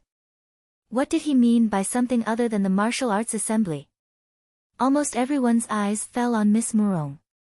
Miss Murong was originally looking at young Master Qingchen in a daze, but now she was ashamed and angry, wishing she could find a hole to hide in. Rude brat. Murong Xiong flew into a rage and slapped the air in the direction of Su Qingchen's seat. The air was so strong that it was almost suffocating, and it pressed down on Su Qingchen from all directions. Young Master Qingchen. The two guards beside Su Qingchen were shocked and stepped forward, one in front and one behind Su Qingchen. Ling Taihan, who was sitting beside Su Qingchen, also put a hand on Su Qingchen's shoulder at the same time. The two guards in front of Su Qingchen swayed, but soon they stood still. A trace of blood flowed out of the lips of the man standing in front, but he didn't seem to feel the pain. He wiped the blood away and was helped back to stand behind Su Qingchen by his companion. Ling Taihan also calmly withdrew his hand, but his eyes were still vigilantly staring at Murong Xiong in front of him. His sharp eyes revealed a hint of eagerness. Su Qingchen sat calmly behind the table, and even his hair didn't move in the slightest. It was as if the murderous palm didn't happen at all. Young Master Qingchen took a sip of tea and thanked him gracefully, Thank you, Senior Murong, for showing mercy. Murong Xiong snorted and sat back in his seat, no longer speaking. He stared at Su Qingchen with eyes full of gloominess and inquiry. Murong Xiong certainly couldn't kill Su Qingchen. Perhaps it would be easy to kill Su Qingchen. Murong Xiong even felt that it wouldn't be difficult to kill Mo Xiaoyao with his martial arts. But as long as he wasn't crazy, he couldn't do that. He could kill Su Qingchen and Mo Xiaoyao, but he couldn't kill hundreds of thousands of Mahist army. When the time came, the Mahist army would flatten the Murong family. The so-called bargaining chip was a bargaining chip because it was useless to hold it in one's hand. Once it was used, it would be a life and death battle. Murong Xiong was slapped in the face by Su Qingchen on the spot. Naturally, Master Murong's face didn't look good either. He put away all the nonsense he had prepared and announced the start of the martial arts tournament with an indifferent expression. In truth, according to the usual practice, there was not much to see on the first day of the martial arts tournament. The first day was mostly filled with rookies from Jianghu going up to fight. The real excitement came on the second and third days. Of course, sometimes the third day of the competition would end very quickly, and sometimes it would extend to the fourth or fifth day, depending on the strength of the remaining experts. When the martial arts competition on the stage began, the people who were watching the excitement were naturally excited, but the people who were sitting below the stage were already somewhat absent-minded. Under a tree not far away, Yili leaned against Mo Xiuyao's chest and frowned as she watched the people on stage. Mo Xiuyao patted her and comforted her, "Don't worry, big brother is fine." Su Qingchen had clearly calculated that Murong Xiong wouldn't dare to kill him, so he chose to sit beside Ling Taihan. As long as Murong Xiong didn't use all his strength, Ling Taihan could block it for him. At that time, no matter whether Su Qingchen was injured or not, Murong Xiong's reputation for attacking a weak person would be set. Yili nodded and asked, "How is Murong Xiong's martial arts?" Mo Xiuyao frowned and said, "Far above me and Ling Taihan." This conclusion wasn't surprising. Murong Xiong's age was much higher than theirs. Not to mention that Murong Xiong was a martial arts genius, even if his aptitude was ordinary. At this age, he still couldn't be underestimated. What did Murong Xiong mean just now? Yili asked with a frown. Mo Xiuyao laughed and said, "What could it mean? When he saw that I didn't go, he felt that our Prince Ding mansion didn't give him face. Some old people like to take advantage of their seniority and think that everyone in the world should act according to their mood. They don't even see if he has the ability to do so."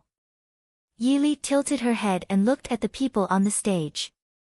She pursed her lips and said, "I think Miss Murong might have a different opinion from Murong Xiong and the head of the Murong family. But Miss Murong won't be able to enter the Su family's door."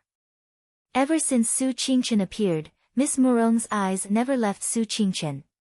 If it wasn't for the veil covering her face and the martial arts competition on the stage diverting everyone's attention, I'm afraid that many people present would be able to perceive her feelings. Mo Xiuyao supported Yili and said in a low voice, "Li doesn't like her." Yili smiled and said, "There's nothing to like or dislike. Big brother and the Su family won't like her." Mo Xiuyao wasn't interested in who Su Qingchen liked or disliked. He stood up straight and said, "It seems that there's nothing to see today. Let's go back to the city first. Perhaps there will be a good show tomorrow or the day after." The two people quietly left the stage and didn't attract too much attention. However, when they returned to An City, the shopkeeper of Qingyuan Inn was quite surprised. After all, there was such a lively event outside the city. It was strange for these two to come back so early. Mo Xiuyao smiled faintly and said that his beloved wife wasn't feeling well, so he came back first. The shopkeeper immediately showed an understanding expression as he respectfully sent the two upstairs. After all, no matter how handsome this young master was, he was still married. Naturally, he had no fate with Miss Murong. Then it wasn't that important whether or not they watched the competition, right? Mo Xiuyao and Yili didn't personally attend the competition on the first and second day. Mo Xiuyao was an expert at this level, so he naturally didn't care about the small fights between the so-called experts on the stage. He only heard that in these 2 days, there were a few young experts who stood out and killed their way into the top 10. Among them was Ren Qining, who they had met several times.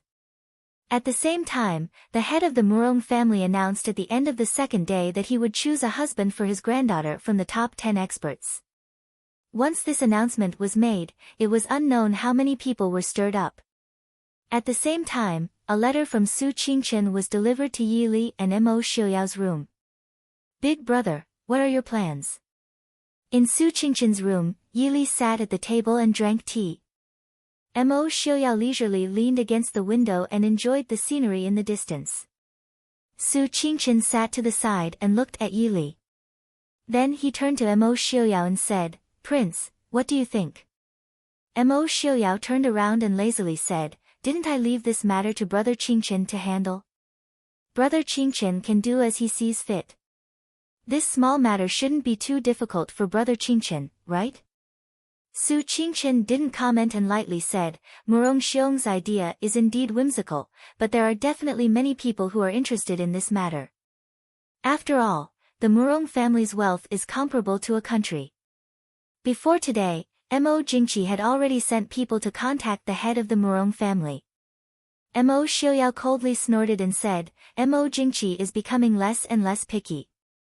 Whatever smells good or smells bad, he's taking it back. Su Qingchen helplessly smiled and said, Prince doesn't need to be so harsh. Let's not talk about Miss Murong for now. At the very least, the wealth of the Murong family can only be fought for by anyone. From the perspective of an official, Su Qingchen would also advise Mo Xiaoyao to marry a girl from the Murong family. After all, marrying a girl to obtain such a large amount of wealth, why not?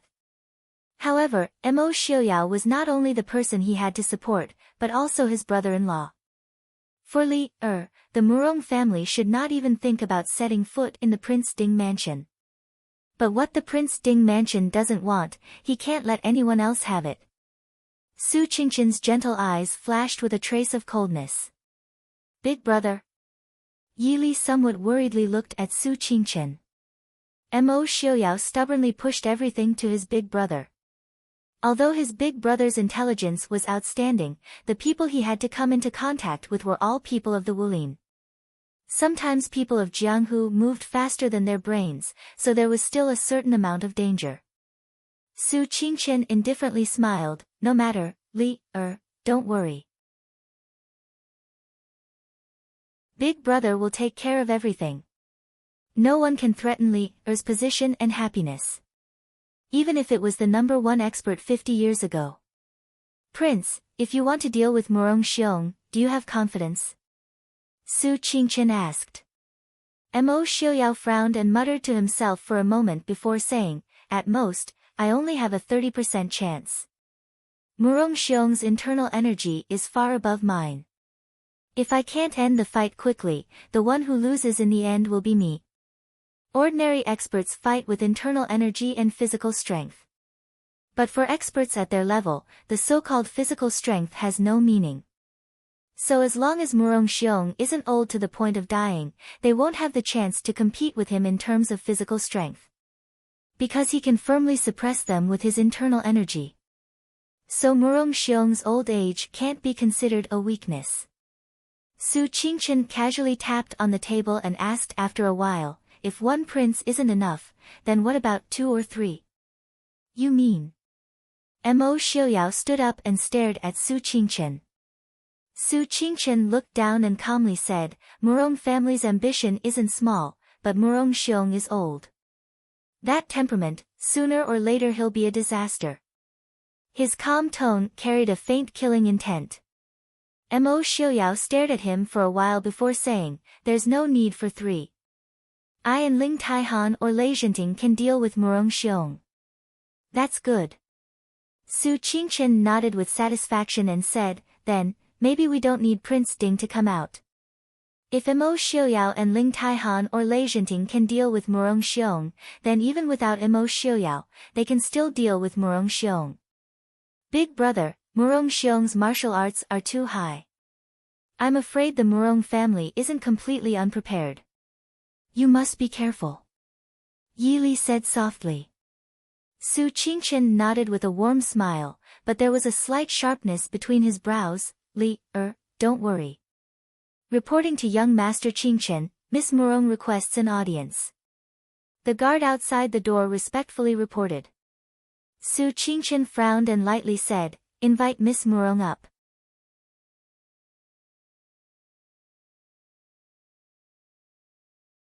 Chapter 543. Since Lady Murong was here, Yi Li and Mo Xiaoyao naturally could not stay any longer. However, the two of them did not leave.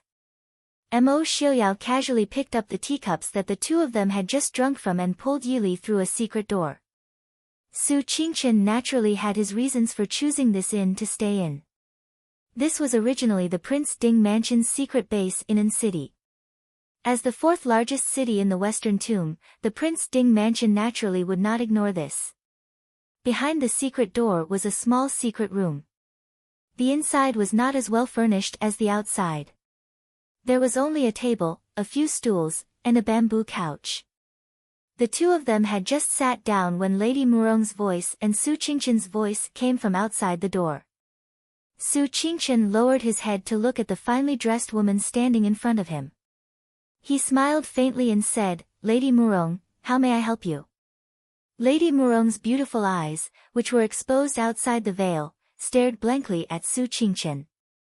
However, she saw that the man standing at the door with an elegant and refined smile had no intention of inviting her in. She could not help but bite the corner of her lips and asked, "Sir Qingchen, are you not going to invite me in?" Su Qingchen smiled faintly and said, "It's getting late. Lady Murong, for you to come here at this time. I'm afraid that it will damage your reputation. Lady, please go back." After saying this, Su Qingchen took a step back. It was obvious that he intended to close the door again.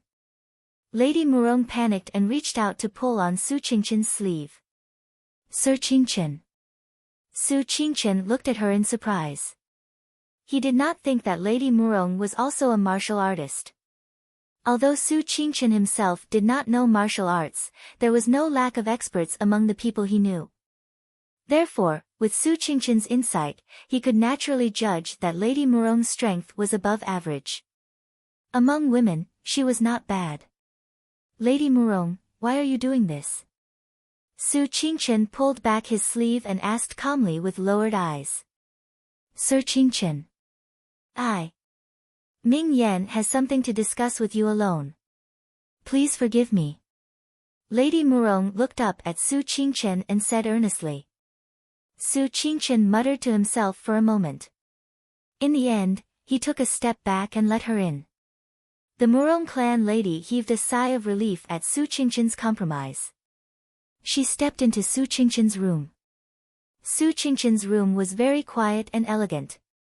It was very different from the elegant and luxurious Murong family. Lady Murong turned around to look at Su Qingchen, who was dressed in white and elegant. She suddenly felt a little embarrassed. She was originally very confident in herself. She was the most beautiful girl in an city and the only successor of the Murong family. Therefore, she could use the most beautiful jewelry, the most luxurious clothes, and the most exquisite and delicious food. But when she saw the man in front of her, she suddenly felt ashamed of her gorgeous clothes. It was as if the jewelry and brocade clothes that people envied had become vulgar in an instant. She even began to regret listening to the maid's idea of dressing up so grandly to meet young Master Qingchen. Would he despise her for being vulgar? Yes, the Su family had been a scholarly family for generations. Naturally, they liked elegant and quiet things. Thinking of this, Miss Murong wished she could immediately go back and teach the girl who gave her the idea a lesson. "Miss Murong, please have a seat. Please have some tea." Su Qingchen sat down and poured a cup of tea for her. Miss Murong thanked him and took a sip of the tea. But she couldn't help but frown. Ever since she was young, she had always used the best and the most exquisite things. Even the princess of the imperial family might not be as precious as her. The tea that Su Qingchen poured for her wasn't of the best quality. Even the tea wasn't freshly brewed. If someone else had given her such tea, she definitely wouldn't drink it. However, when she saw Su Qingchen sipping her tea without any change in her expression, it was obvious that she didn't feel anything wrong at all. She could only silently endure it. Seeing the woman's frown and forbearance, Su Qingchen's eyes flashed with a cold smile. Of course, he knew what she was enduring and why she was enduring it. Tasting tea was naturally a matter of elegance, and the Su family had always been better at it than any other family. Naturally, Su Qingchen knew that the tea in this inn wasn't of the best quality. But even though Su Qingchen was a romantic and elegant scholar, he couldn't do anything about it. When he was extremely busy with work, it was already good enough to have a sip of tea. Who would pay attention to the quality of the tea leaves, the quality of the water used to brew the tea, and whether the temperature was just right? "Miss Murong, what do you have to say?" Su Qingchen asked bluntly. Miss Murong had clearly never met a man who was so rude to her. It wasn't that Su Qingchen was rude to her. In fact, Su Qingchen was more humble and polite than most men she had met. But his every word and action made it clear that he didn't care about her. Miss Murong bit her lip, feeling wronged. She raised her hand and removed the veil that had been covering her face, revealing a beautiful face. However, this time, Miss Murong was disappointed. Su Qingchen's eyes didn't waver at all when he looked at her. It was as if it had nothing to do with him whether the woman in front of him had a veil over her face or whether she was beautiful and beautiful. Miss Murong stared at Su Qingchen for a long time. When she was finally sure that he didn't care about her appearance, she lowered her eyes to hide her vexation and frustration. My name is Murong Mingyan. Greetings, Sir Qingchen. The room was silent but Murong Mingyan was secretly gloomy. She had only noticed Sir Qingchen's gentle and refined appearance but had forgotten that he had dared to slap her granduncle and the Murong family in the face. How could he be an easy person to talk to? After waiting for a long time for Su Qingchen to speak, Murong Mingyan stared at the cold-hearted man in front of her with grief. She gritted her teeth and said, Sir Qingchen, are you willing to marry into the Murong family? When these words came out, not to mention the shadow guard who was secretly protecting Su Qingchen, even Mo Xiaoyao and Yi Li who were in the secret room couldn't help but change their expressions. Yi Li's charming face sank and said coldly, this Murong Mingyan has guts. Mo Xiaoyao nodded in agreement. Indeed, she has guts. The Murong family dared to steal his woman. Did they not want to live anymore? Su Qingchen who was outside was as calm as ever. He said indifferently, Miss Murong, what do you mean? A bitter smile appeared on Murong Mingyan's beautiful face. She stared blankly at Su Qingchen and said, Sir Qingchen, you must have heard my grandfather's words. They will choose one of the top 10 experts to be my son-in-law. Su Qingchen lowered his eyes and said, I don't know martial arts. Not to mention the top 10 experts, I can't even defeat a third-rate expert. I'm afraid Miss Murong has found the wrong person. Murong Mingyan shook her head and said, no, Sir Qingchen is different.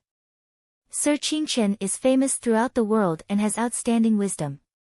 If Sir Qingchen is willing to marry into the Murong family, even if my grandfather is the world's #1 expert, he will give him up. Looking at Su Qingchen's indifferent expression, Murong Mingyan said hesitantly, Sir, you're not willing. I'm not worthy of Miss Murong. Su Qingchen said modestly. In reality, he was rejecting Murong Mingyan's suggestion. Murong Mingyan's expression changed slightly, why? As long as you marry me, the entire Murong family will be yours. Isn't having the entire Murong family 1,000 times better than Sir Qingchen working for Prince Ding in Glass City? Or am I not beautiful enough and not worthy of Sir Qingchen?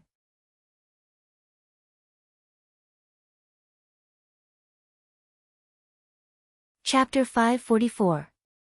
Su Qingchen shook his head and looked at Murong Mingyan with a smile, Miss Murong, marriage is all about fate. Miss Murong and I are not fated to be together. Please don't force it. With Miss Murong's talent and the Murong family's wealth, there are many talented young men in this world who would be willing to marry Miss Murong.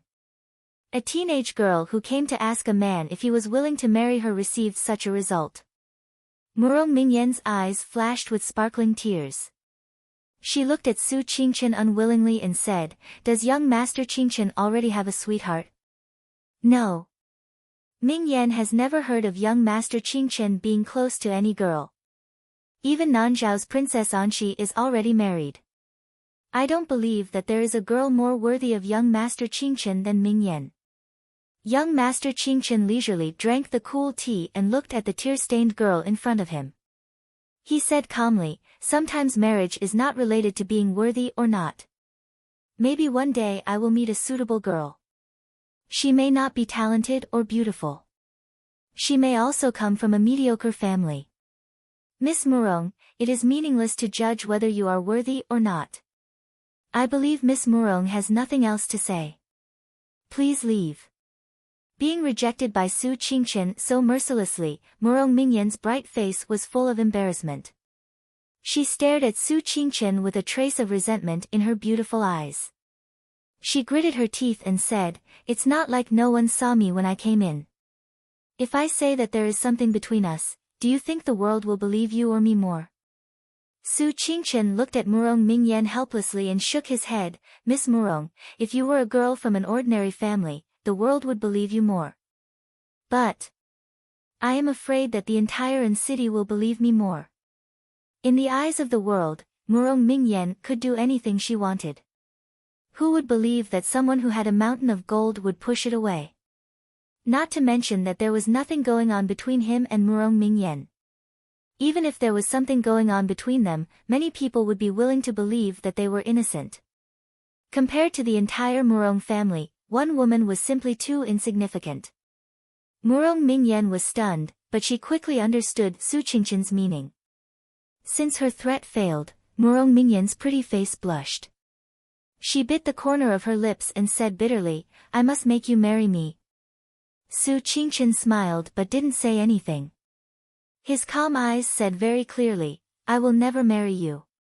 In the end, Murong Mingyan left with tears in her eyes. Su Qingchen smiled faintly. She closed the door and sat down again to pour herself a cup of tea. "Big brother, what does that Murong Mingyan mean?" Yili pushed open the door and walked over to Su Qingchen's side. Mo Xiaoyao followed behind her and said teasingly, "Do you even need to ask?" Naturally, it was young Master Qingchen's extraordinary handsomeness that attracted Miss Murong's heart. Other than Genom of Gojoseon and Ling Taihan, and that Ren Qining, there was no one else in the top 10 experts. Genom of Gojoseon isn't young and has lost a fortune. Ling Taihan is the head of the Jianghu's assassins. Ren Qining isn't very famous. When Miss Murong really admires young Master AI, she naturally wants to choose a husband that she likes. Yili frowned and snorted. She wants Big Brother to marry into the family just because she likes him? Who does she think she is? If Big Brother really took things too hard and agreed, wouldn't his legs be broken by grandfather and uncle? It was one thing for the dignified eldest son of the Su family to marry into the Shang family, but he even chose such a self-righteous woman. Su Qingchen smiled and took a teacup from the side. He poured her a cup of herbal tea and said with a smile, Big Brother doesn't plan to marry right now. Moreover, this is just Murong Mingyan's own fantasy. How could Murong Xiong and Murong family head agree? Between us, Pavilion Master Ling is more likely. Murong family definitely wouldn't let their daughter marry into the family of the Emperor of Xiling, so their choices were extremely limited. If they wanted to fight against Genom of Gojoseon, Miss Murong could only marry Mo Jingqi, Ling Taihan, and Mo Xiaoyao. Unfortunately, Mo Xiaoyao didn't appear at all, so the final choice would only be between Mo Jingqi and Ling Taihan. Su Qingchen thought that Ling Taihan had a higher chance. After all, the Yanwang Chamber of Commerce was also within Xiling, and the marriage alliance with the Murong family could be said to be a strong cooperation. Moreover, Ling Taihan and Genom of Gojoseon had a grudge, but the Yanwang Chamber of Commerce and Ling Taihan had existed steadily for so many years. This also showed that Genom of Gojoseon was afraid of Ling Taihan. Mo Xiaoyao frowned and thought, not necessarily. If young Master Qingchen is really willing to marry into the Murong family, Murong Xiong might give up on Ling Taihan. The marriage alliance between the Murong family and the Yanwang Chamber of Commerce was good, but in the end, the family head would no longer be a member of the Murong family. However, if the wise young Master Qingchen married into the family, it would be completely different. He could rely on the relationship between the Su family and the Prince Ding mansion to contain the Emperor of Xiling's family. He also had young Master Qingchen's peerless strategy and Murong Xiong's peerless martial arts. Genom of Gojoseon would have to think twice if he wanted to make a move on the Murong family. So, Brother Qingchen, this time you really have to be careful. Mo Xiaoyao earnestly warned. If he wasn't careful and lost a smart person to share the burden of government affairs, it would really cause him a lot of trouble. Su Qingchen thought about the possibility of what Mo Xiuyao said. After a moment, he nodded and said with a smile, "Many thanks to Prince for the reminder." Since he said this, he naturally had a plan to deal with it. Mo Xiuyao didn't say anything more. He held Yi Li's hand and stood up, saying, "Big brother can use whoever you need. Li and I will also stay in an city. Be careful." Su Qingchen nodded indifferently and watched them leave. After sending off Mo Xiuyao and Yi Li, Su Qingchen frowned and thought about what might happen tomorrow. Under the candlelight, his handsome lips curved into a faint smile. There were many things that he didn't want to take too far if he could make concessions, but he hoped that the Murong family would be as tactful tomorrow. "Young Master Qingchen." A shadow guard stood at the door and reported. Su Qingchen sat up straight and asked, "What's the matter?" The shadow guard walked in and presented a letter with both hands, saying, "The White Tiger just sent news." Su Qingchen took the letter and the shadow guard respectfully retreated. Su Qingchen opened the sealed envelope and saw a white tiger logo on it. Su Qingchen picked at the handsome letter. This Ren Qining. He didn't seem to reveal his talent, but he was actually quite interesting. He could only blame himself for thinking that he was smart and testing Mo Xiuyao and Li. He sealed the letter again and called for a shadow guard to deliver it to Prince Ding and Princess Consort. Su Qingchen shook his head and returned to his room to rest. Yi Li and Mo Xiuyao returned to the inn and was still smiling angrily. Mo Xiuyao looked at her sullen expression and couldn't help but laugh. "Yi Li, how could your brother like that kind of woman? If you're this angry, your husband will be jealous." Yi Li rolled her eyes at him in annoyance. Mo Xiuyao smiled and pulled her into his arms, saying, "Isn't that right? It's brother Su's own marriage. Yi Li, if you're this worried about your husband, won't you be jealous?" Yi Li leaned into Mo Xiuyao's arms and asked with some worry and hesitation, "Am I really meddling too much?" Actually, Miss Murong wasn't as bad as she thought. It was just that when it came to her brother, she always hoped for a more perfect woman. But just as her brother had said, whether or not one was compatible wasn't just based on external conditions. Seeing that Yi Li was so worried that she couldn't make up her mind, Mo Xiuyao couldn't help but kiss her face a few times before saying with a muffled laugh, "Ah Li, you're worried too much, that's why you're so worried. What kind of person is brother Su? If he really likes her, even if you don't like her, how can you stop him? Since he says this, then he naturally doesn't like Murong Mingyan. Yi Li's eyes aren't wrong. This Murong Mingyan isn't worthy of brother Su." At this time, Mo Xiuyao didn't care how many good things he said about Su Qingchen. Yi Li's heart finally calmed down. She reminded herself to not express her opinions on who her brother was going to marry in the future. It was easy for people to be self-centered and think that this was good and that wasn't. As long as her brother thought that marriage was good, then other people didn't have to say anything. "Greetings, Your Highness, Your Highness." A black shadow silently appeared outside the room and respectfully stood with his hands clasped. Mo Xiuyao frowned in displeasure. "What is it?" "Master Qingchen ordered this subordinate to deliver a letter." "Bring it in." Mo Xiuyao leaned against the bamboo couch and lazily said. The person outside hesitated but still walked in. The window in the inner room was half open. On the bamboo couch by the window, Prince was lazily leaning against Wang Fei's body, unwilling to get up. Just as he was thinking, a cold light shone on him. He couldn't help but tremble. He hurriedly presented the letter and cleanly said, "This subordinate will leave." Seeing that he was tactful, Mo Xiuyao gave a noncommittal snort. The person sending them off immediately rushed out like a gust of wind. Mo Xiuyao was half lying on the bamboo couch, his head resting on Yi Li's lap. He unhurriedly opened the letter and after a while, he laughed in a low voice. Yi Li didn't understand. "What's wrong?" Mo Xiaoyao handed the letter to her and said with a smile, I said that Murong family put on such a big show to attract a few powerful people. This year's martial arts convention was too dull. It seems that there will be a good show to watch tomorrow. Yili looked at the letter doubtfully. Her eyebrows gradually wrinkled, even our people couldn't find Ren Qining's identity. This kind of person. Mo Xiaoyao made an excuse, this kind of person, either he has never appeared in Jianghu before, or he is a mysterious power that has been hidden for a long time. Hee, it's a bit interesting. Ren Qining came out of nowhere this time, it can't be just for the title of one of the top 10 experts, right? It seems that your brother's plan to unite with others to deal with Murong Xiong won't work. What do you think?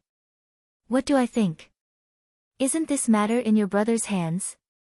Wife, we are just two insignificant passers-by. Don't worry.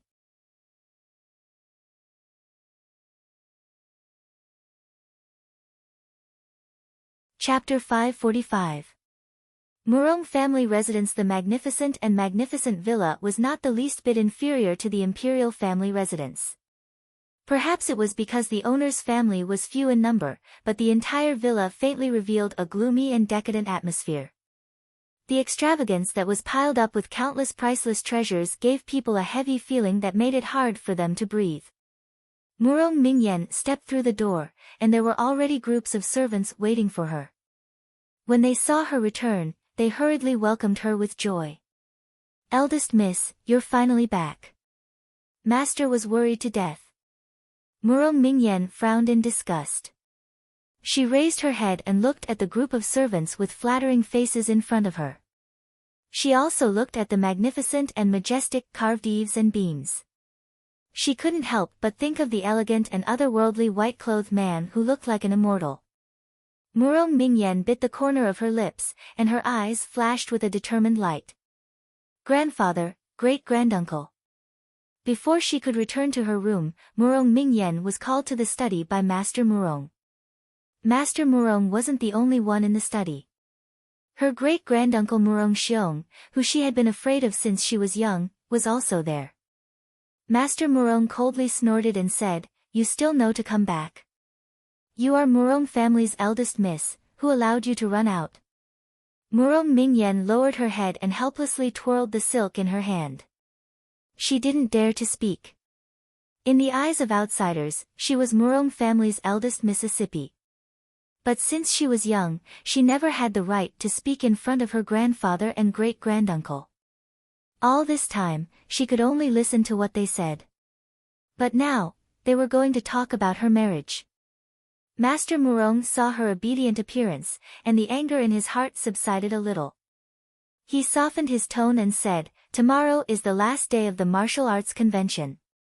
Your great-granduncle and I have already decided that you will be married to Yanwang Chamber's pavilion master, Ling Taihan. But Ling Taihan is already 40 years old. Murong Mingyan raised her head in astonishment and couldn't help but blurt out. 40 years old was already an old man to the 17-year-old Murong Mingyan. If her father was still alive, Ling Taihan would be a few years older than her father. Shut up. Master Murong's face sank. He looked at Murong Mingyan with disappointment and said, So what if he's 40 years old? With Ling Taihan's martial arts cultivation and status, he is still very young. How many people in this world do you think can stand up to Lei Zhenting? I actually wanted to marry you to Prince Ding, but it's a pity that he doesn't like you and isn't even willing to come. Being mercilessly ridiculed by her own instructions, Murong Mingyan was so embarrassed that her entire face flushed red.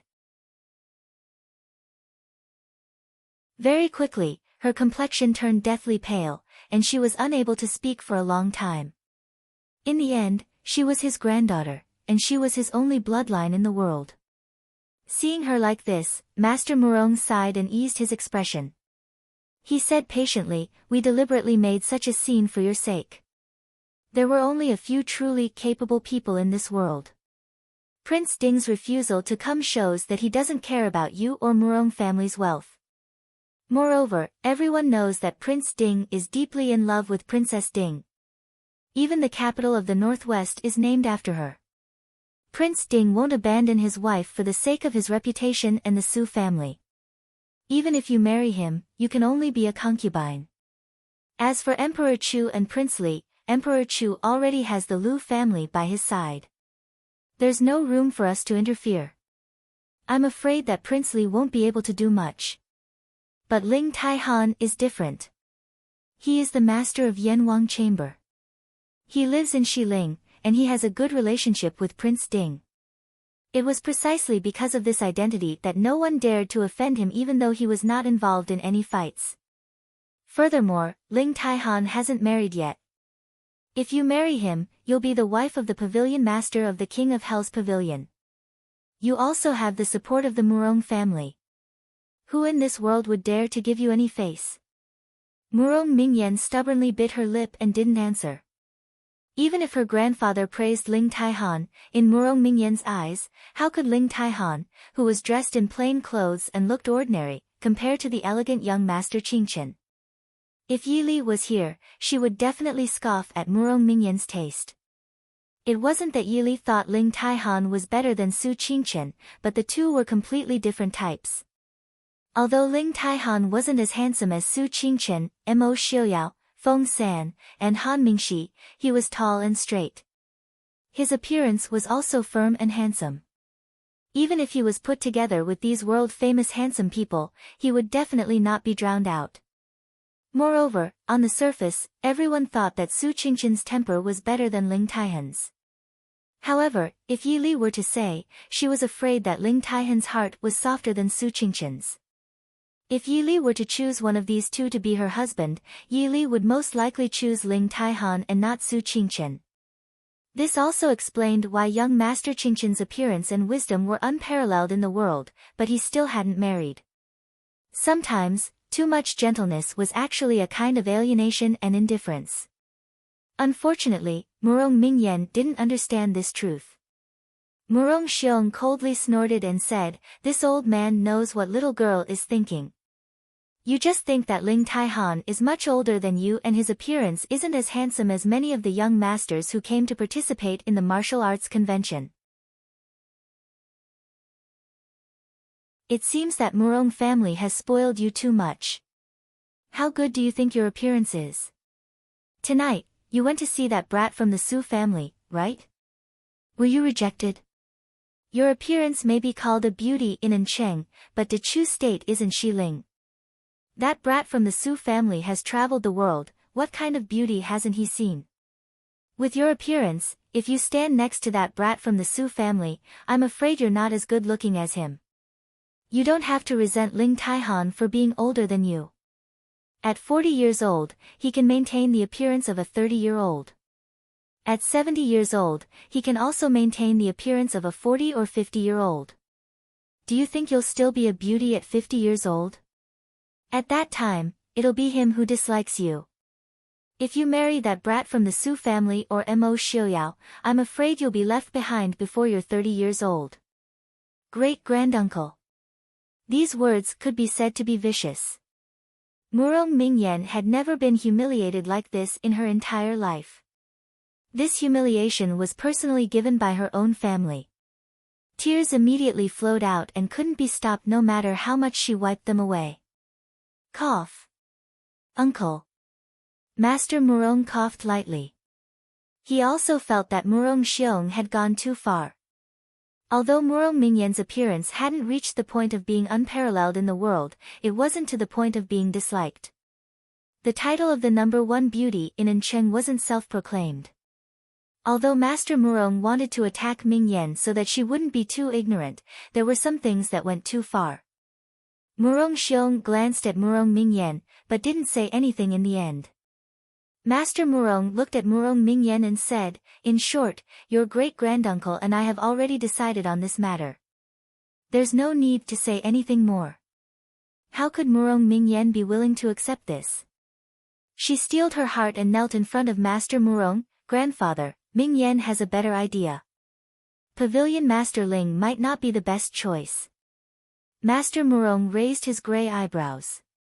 It wasn't that he looked down on Murong Mingyan, but he was very clear about his granddaughter's capabilities. Naturally, he didn't believe that Murong Mingyan had any good ideas. Murong Mingyan quickly said, "Young Master Qingchen." Master Murong's expression changed, and he said angrily, "I've said so much to you, but you're still stubborn. In the end, you just can't bear to part with Su Qingchen's face. You still dare to say it in such a dignified manner. Don't forget who was the one who lived a life of luxury with you all these years." Murong Mingyan looked at Master Murong with tears in her eyes. Murong Xiong frowned and raised his hand to stop his nephew from shouting. He stared at Murong Mingyan and said, "Tell me about it."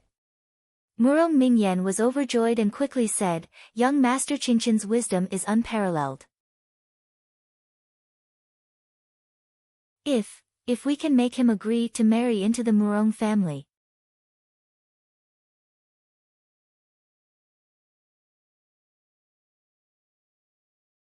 Chapter 546. Master Murong snorted and sneered, "Marry into the family? Don't you know what kind of family the Su family is? It's already hard enough for him to agree to marry you, but you still want to marry into the family." Master Murong was also unhappy when he said this. There was nothing more disgusting than having someone who was proud of his family admit that he was inferior to others. However, in the eyes of the world, even if the Su family was poor, their status was much higher than the Murong family. The so-called scholarly family, Humph. Murong Mingyan thought of Su Qingchen's ruthlessness and her beautiful eyes couldn't help but dim. She continued, "Great-granduncle and grandfather are very resourceful, so they must have a way. If young Master Qingchen can become a member of the Murong family, we don't need to get involved with the assassin organization because of his relationship with Princess Ding. The Emperor of Xiling won't dare to touch the Murong family easily. Moreover, with young Master Qingchen's help, the Murong family will rise to a higher level." Master Murong hesitated when he heard this. It would be best if the Murong family could rise to a higher level. Once Su Qingchen married into the Murong family and the Su family would be relatives. Most importantly, the next generation of the Murong family would be the son of the famous young Master Qingchen. At that time, who would dare to say that the descendants of the Murong family were businessmen who reeked of money? However, the Su family had always been indifferent. How could they agree to such a proposal? Master Murong looked at Murong Xiong and hesitated for a moment before saying, "If so, Su Qingchen is indeed more suitable than Ling Taihan. After all, Ling Taihan is the head of the assassins. I'm afraid it won't be easy to control him. But this matter, I'm afraid it won't be easy." Murong Xiong narrowed his eyes and pondered. His eyes emitted a sharp light. He said proudly, "What's not easy about it? It's his blessing that I, Murong Xiong, am willing to marry my great niece." It wasn't because Murong Mingyan was good enough for Su Qingchen, but because Murong Mingyan was his great niece. As the number one expert in the world, he was confident that Su Qingchen would not refuse this proposal. Master Murong looked at Murong Mingyan, who was kneeling on the ground with eyes full of expectation, and then looked at Murong Xiong, who was full of confidence. In the end, he agreed. It could be said that they had come to the martial arts tournament in high spirits, but they had returned in disappointment. On the second day of the martial arts competition, half of the top 10 experts had died before the third day of the competition. As for how they died, everyone was well aware. After all, everyone wants to be the son-in-law of the richest man in the world, but the Murong family only has one daughter.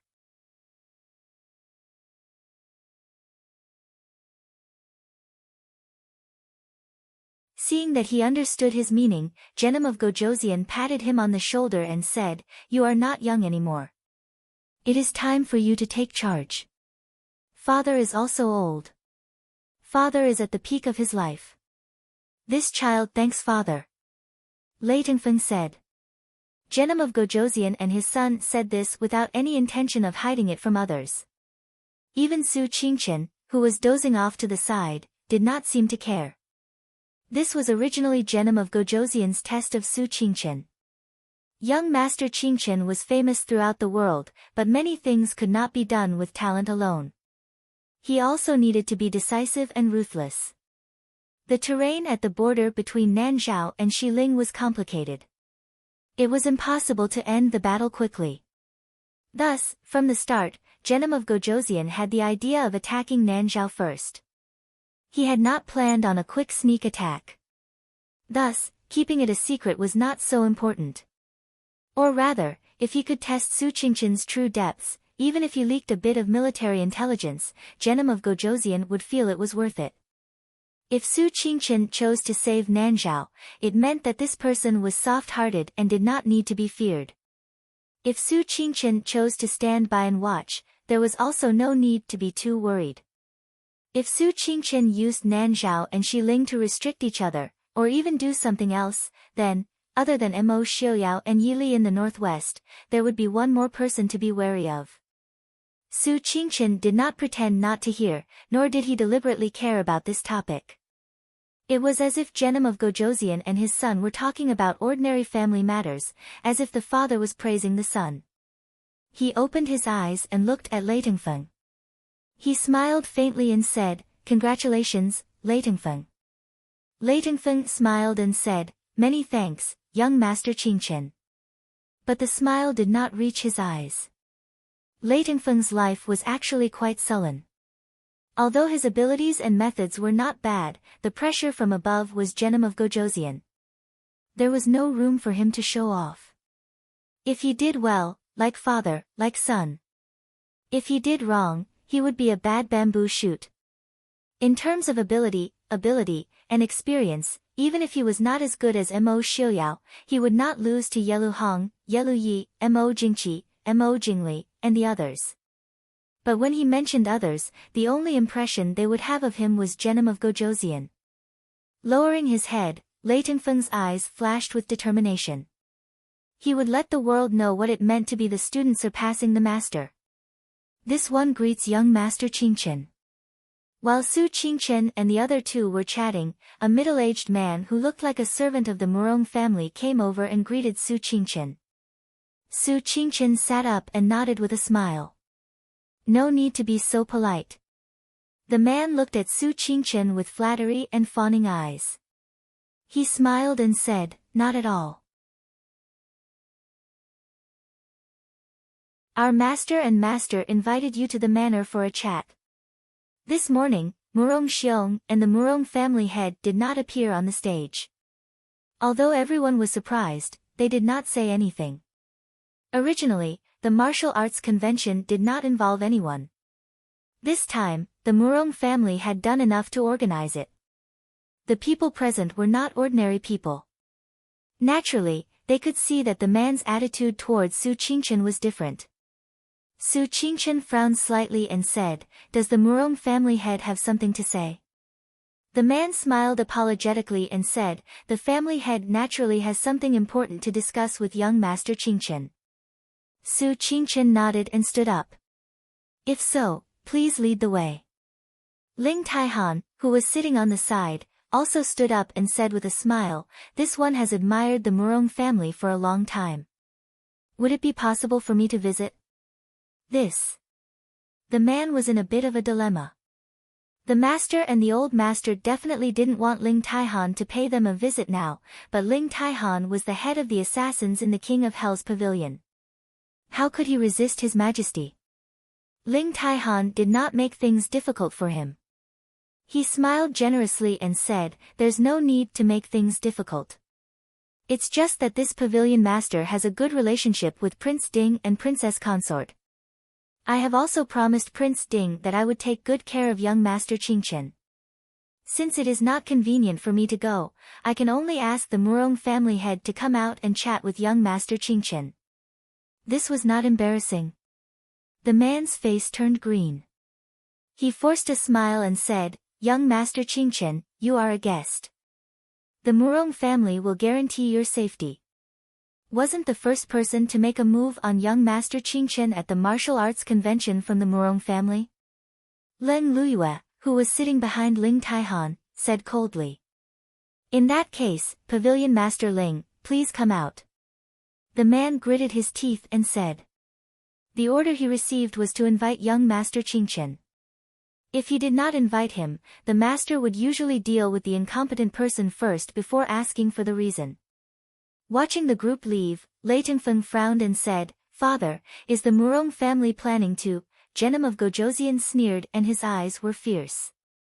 "That old man Murong Xiong wants to die. I will help him." You're tuning in to the Blissful Bookshelf YouTube channel. We're so grateful for your support, and don't forget to subscribe to join us on this incredible journey through captivating stories. Your generosity through donations truly makes a world of difference, as it's the primary source of revenue that allows me to expand and enhance this channel for you. Thank you from the bottom of my heart for being a part of this adventure.